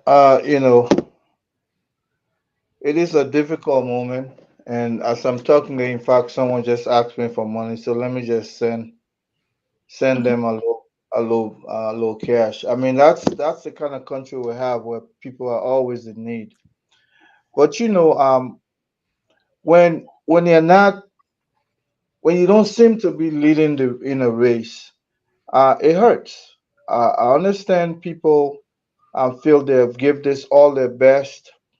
Um, and where Ambassador Booker is sitting today is exactly where um, any politician would be hopeful to be. But like Burns have this way, 1997, after the election, some of us sat with Madame Salif. I mean, you could see the hurt, given the way, the level at which she fought for that country in terms of, bringing that very democracy. And one guy would come from the bush that she even helped to get out of prison and just to lead a revolution. But that guy was like everywhere. The wave was flying on his behalf, and Madame sat down. It was a moment of reflection. It hurt her, I could tell, but she didn't give up. She came back. Everybody were running, chanting for that one Messiah there they had, and then later on they start chasing the Messiah out of town. Fast forward, Madame Salif will go on to win 2 elections. And then people start making noise again about this guy from Gibraltar who was their own, a common guy. To them, this is our son. He will help us. You know what poverty is all about. Yali, yali, yali. Joe Walker was there. People passed by him. And Liberians will vote with our emotions. And they will have to test the water before they can raise their head up. In this case, last election 2017, all year was George Weah, including Ivan himself. But fortunately, they got what they wanted. And today, they're crying again with somebody else's name. So I would say hang in there. Your time will come. And this was what I was trying to say when people, one of those shows we had when I was talking about collaboration. But I can tell you, Ambassador Bucker himself did not want that collaboration. We know, we got recordings that we heard. I described certain people, how it is certain people time in our country, and other people who rule the country for 120 some more years cannot be given chance because it's certain other people chance now. So I mean, all of this will come and pass, and I can guarantee you when the time comes, it'll be like Ambassador Bucker sitting in his house saying nothing, yet people are pushing out there for him. The noise out there, if you want to compare two people who work so hard for a campaign, Ambassador Bucker will not be one. Because you know what? The Omer has said nothing, has done nothing, but that's how people vote. And I will tell you again, just calm down with them. Eventually, let them learn their lesson. Once those lessons have been learned, the next thing they're looking for, the rejected stone. So today, probably Ambassador Barker is a rejected stone. Until they exhaust that feeling in their mind, they will not make a move. Now, I can tell you, continue to sell what Mr. Cummings would do if given the chance. It may not sink now, but after it's like the rivers of Babylon. If you watch that movie, Two planes headed to a direction. They warned the other one that the other route was dangerous. The other route, they say that was a good route. But the guy that went to the bad route were the ones that got shot down. And then what happened? People start looking for the good plane or the one that went the good way. So definitely, I'm only saying this. It hurt, but don't just hang in there. Let's continue to sell what Mr. Cummings stand for. Our people eventually will get the message after they test the water. And we see what happened now with Mr. Weir. How many times the noise is even reduced now? But at first it was Weir Buckeye, Weir Buckeye. But right now I can barely hear Weir. So it's coming down. Eventually we'll get to you that noise will pass. Woo. Then everything will make sense to people. But right now people are emotional and they're crying again with another Messiah that they've seen that the guy from Gibraltar now in their interest. So give them a chance. Don't talk down on them. When I meet people, they can say, well, you guys are really strong because I will not be on any team that doesn't seem to be that popular. But it's not about popularity. It's about sticking to your guns and having, your principle followed. Definitely, eventually, people will get to respect you if you stick. I mean, I see people sometimes they go by the noise. We've lost people who just went by the noise. Who they're gone. You stick there because eventually that could be the best route you've ever taken. So madam, calm down. Sometimes I call you, I say, hey, Doc, calm down. Calm down. Eventually, because I was part of the Liberian Civil War. I saw how people were yelling for Charles Taylor to come. Some of us went out there and said, my people, the war that coming is not coming only for AFL soldier, it's coming for everybody. Who move for it? And they have to taste it. It's a very sweet pie. You have to taste it. Then when you choke, definitely, madam, they will learn their lesson. But hey, let's continue the job.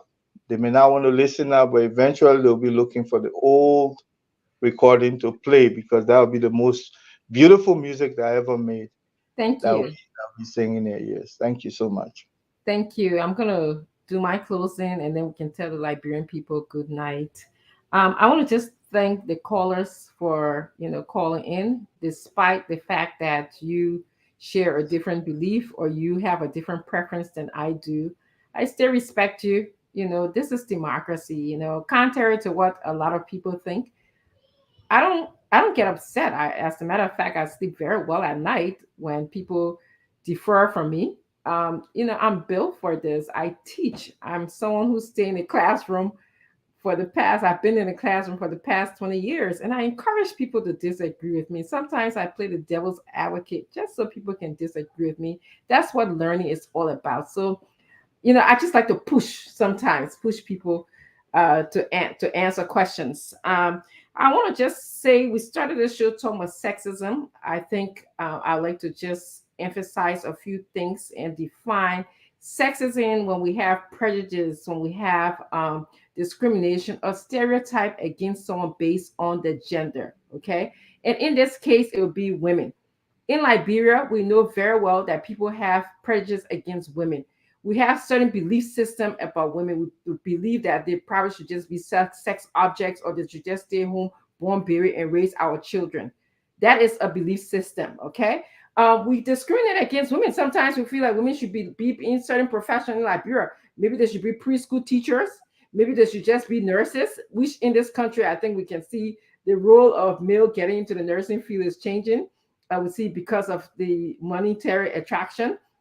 But that's what we mean. When women are marginalized, we have a country where we started. Somebody, I think it was Ava, who mentioned that sexual and gender-based violence against women is statistically at a very high in our country, and that is telling about the type of culture that we have. So when I speak about sexism, as it is to me a political issue, just as corruption is.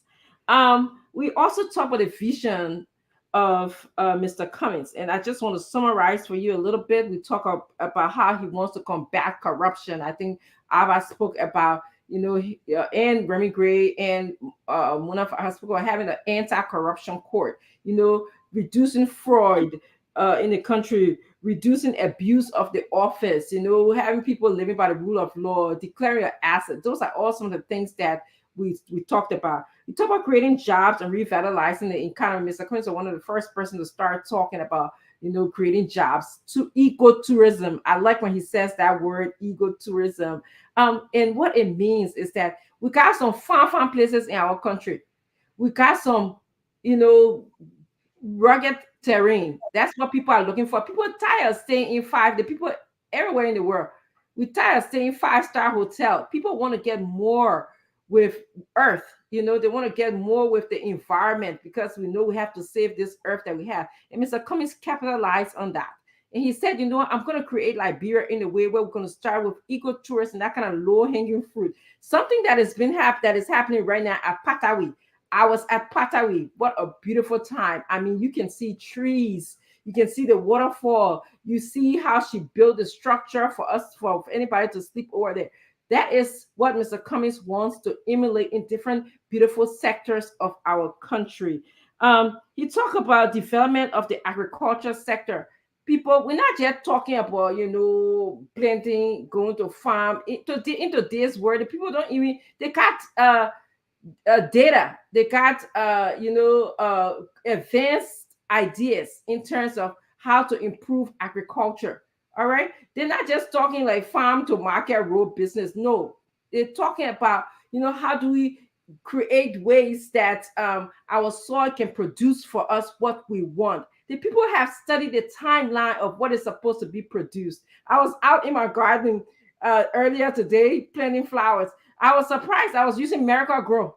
And in Liberia, they got some fertilizer yet. I mean, in America, they got some fertilizer they call Miracle Grow.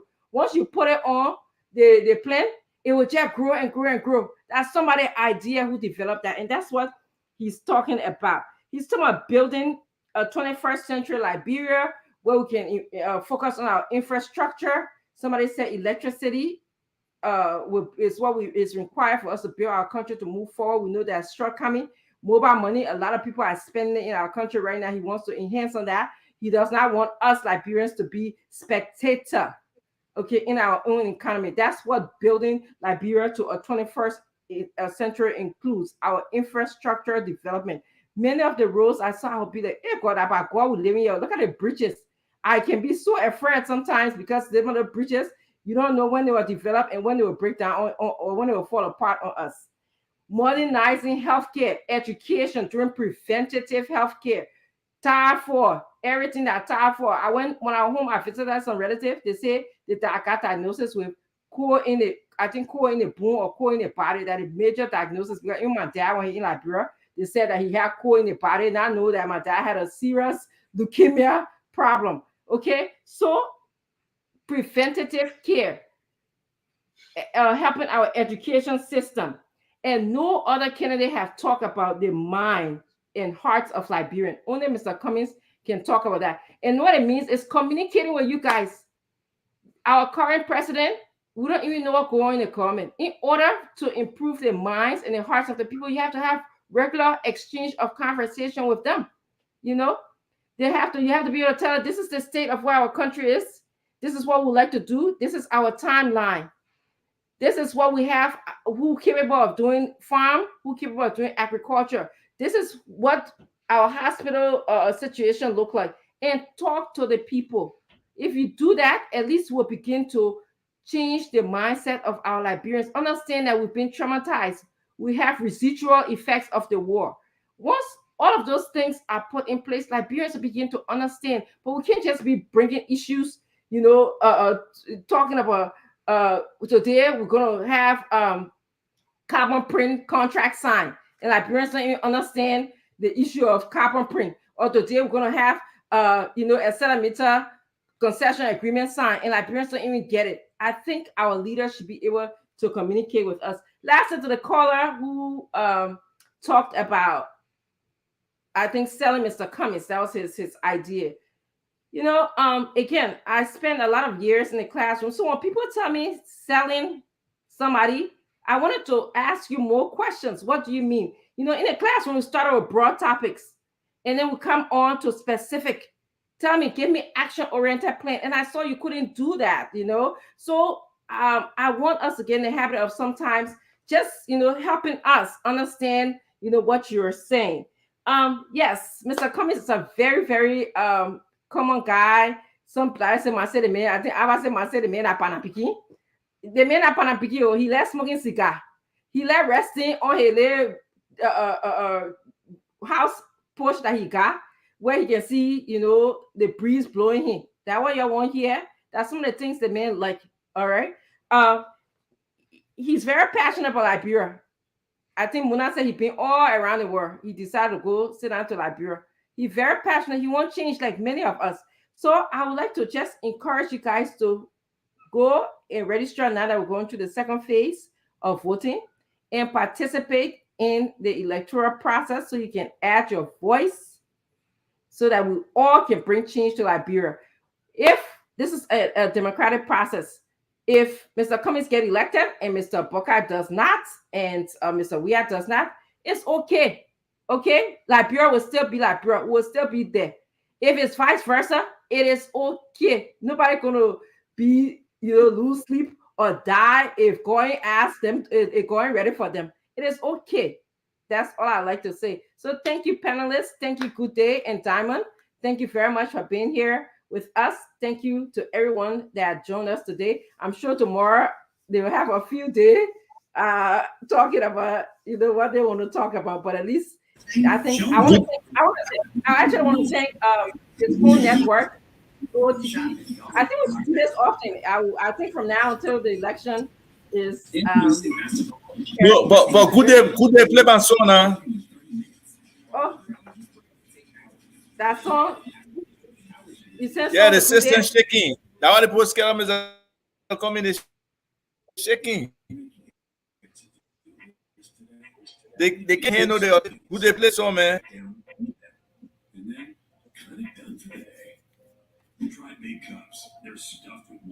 Who they hearing? You hearing? Yeah, he hearing it. Oh, okay. Mona, the post say change the chino.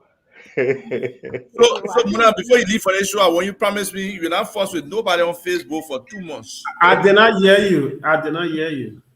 Oh, you can hear me now? Yeah, I hear you now. Can you play my song, please? The No, system no, we will not play that song. Hey, you said I want the radio in Liberia issue first? No, I mean the institution. As an institution, we can't play any political party music now. If it is your event, if you're having a special event, then we're having our own convention.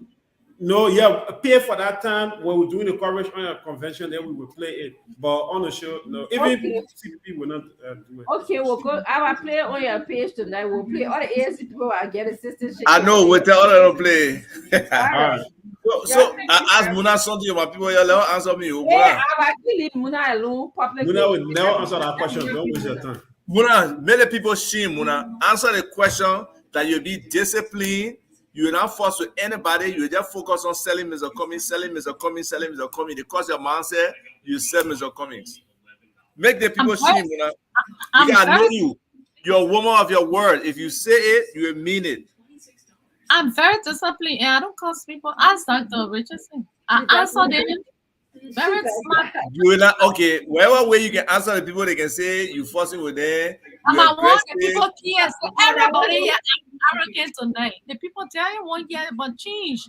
When you stop selling there, they get vexed. Then when you talk, then when you shut up and keep quiet, they don't want you to talk. Yeah. Because the more you talk and you start explaining, people start listening, people start hearing, they will shut you up.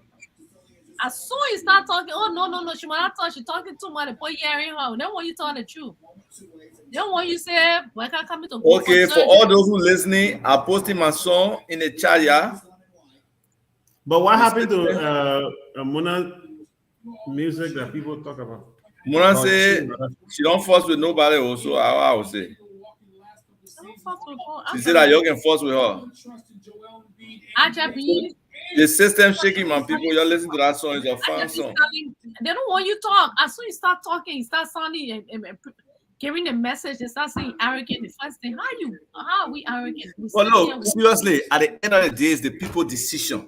If they happy with what job we are doing, they will vote for him. exactly. We If they have feel to the say future, these things. if they feel a tie to Joseph Boyka, that he can change this country, it are what important to them, for better future for they, their children, for business to flow in the country, they get better job. Like my man Tifa, what was there telling me, he can tell people, if you want your salary to be higher, you better go vote for Mr. Cummings because it will create more jobs and you have option. Then you can go vote for Joseph Boyka. But if they want change, they want a genuine effort to change this economy, improve the agriculture sector, because we got like about 50, 60,000 jobs can be in the agriculture sector in a short time. It's just about focus and deciding, look, we want to grow rice. The ratio for 1 hectare of land is 1.8 employees. That is low end. The high end is 2.6. But you go 1.8. And you say you put 30,000, that's 54,000 jobs right there. You put 30,000 hectares into production. Armstrong, yeah, he understands the rice business. Okay, then you do this close to the same thing with cassava. You get similar amount of jobs. You add the value addition for the two products, refining the rice, refining cassava to turn into gari, to turn into this, to turn into that. You got more jobs. Before you come to the pepper we're talking about, or the tomato, or all those things. And once we get the right irrigation, we can grow food year round. In Liberia today, they don't grow food year round. Dry season, they don't grow anything hardly. So the opportunity is really there with a leader that's committed to turning his country around. You know, so it's there. We got some of the best sites in Liberia. Some waterfall I just discovered the other day. I didn't even know. I didn't even know that waterfall existed. I got to be going around. Yeah. So beautiful waterfall in Bon County, better than the Patawi that I used to go to when I went to Cottington. Really? The Eagle waterfall in River says that I haven't been to, but it's beautiful too. So we got sites. You don't have any letter apology for that we have business. Yeah. Ladies, I'm on my way now. Have a good night. Thank you. Great. Thank you so much for basketball game. Yeah, I'm gonna go for a walk. I'll see you guys later. Yeah, it's a beautiful day to go for a walk. I'll do that. All right. I will talk to you guys. The Liberians, thank you so much. We'll see you guys later. Bye-bye. We love you guys. We just be trying to tell you the truth. Okay, let me tell you who say I brought the government on there. They cry on my knee. I never saw George Weah. I saw the concept of the CDC, the core values of the CDC. Unfortunately, you don't people hard, man. People, a George Weah hard in a man who can't steal from Liberian people and surround himself with incompetence and not do the people work. That I'm in control. And besides, there were 700,000 people who voted for Joe Weah in the second round. More than 700,000. So, yes, I wanted the CDC to come to power. I was well in coming with the party. Okay? He committed to selecting the best Liberians, not even me. I don't have to work for government. It's other people. He refused to do it. So many people, as sorry as I am that incompetent George Weah is our president screwing up, doing things that he's not supposed to do, I'm not going to cry because he's there. Now y'all make the decision. Don't even listen to me. Use your own decision-making process. Compare Mr. Cummings here. I can help you. I can give Mr. Cummings on capabilities, competencies, skills, wherever. You go find anywhere in College Joseph Boyka or any other candidate and let compare any day. The Cummings outshines them. And he has the history of integrity, of competence, of I got a feeling like mobility in work. Mr. Cummings. I got a feeling. And actually, I apologize plenty of times to the Liberian people. You think I would die because Joe Weah president? You're crazy. That way you want. I'm not dying. Okay, I'm not crying either. He is the president for the country, not as if I elected him. None of y'all who talking today I ever convinced you to vote for George Weah. The people who I try to convince, most of my friends, they never supported George Weah. So when they cut off friendship with me and all. So I don't know how many voters are convinced to vote for Jowiya. No, I was an advocate and I made the case from an intellectual standpoint and from what we had on paper. Implementation is a whole different thing. It's a whole different thing. It could be the same problem with Mr. Cummings too. We don't know. It's about whether he'll be hands-on to make things happen. He's the best candidate, but will he get the best team? No one man can develop Liberia. We are in a hole bar. We were in a hole when Ellen left it, and we are deeper in the hole today. So no one man can develop Liberia. It better be a team, and it better be the nation of people who really want change. That's the only way we can do it all. Thank you, Ava. Now And they then hear it. so Y'all be y'all taking, see me. y'all be My church, taking I go vote for your church, my brother, my sister. Y'all go vote for your church. That democracy say, yeah. I force none of y'all to vote for Jowiya. That the people who believe in him voted for him. And he failed us. But anyway, on to another story. Let me go watch my basketball game. Let me go All right. exercise. Who want exercise with me? I'll go live. If 5 people say they want exercise with me, I'll go live. Me, I go and walk here. I don't do that kind of exercise that y'all can be doing here. I see Losing you. weight and all of that stuff. All right. All right. Bye-bye. Talk to your leader. Peace. Peace. They show up good tonight. Yeah, they sure good. All right. Tomorrow you will bring us so I kind of tell you thing. Nobody will put more than. Okay. So why you took that a chain? No, you know I sell jewelry now. Different types. So you see how the society is, right? Your own wearing you get. I know they won't match my outfit. Yeah, your own wearing you get, then people put them off on you about it. So you see how you're looking when you're in a public space. Things that you should be wearing and what they get problem with you. I know. It's the society we find ourselves in. But we understand our society. We won't grow up there, live there. We understand. They were tonight. We hope your message will go and you'll be able to sell Cummings. But you got to limit the emotion. Yeah. Yeah. That emotional part got to come down small. Yeah, okay. All right, go sleep now because you're 6 hours ahead of me. I'm going to bed now. Like I said, wasted my time. I'm not in bed now. I think it's after 1, almost 2. Okay, good night. All right, good night.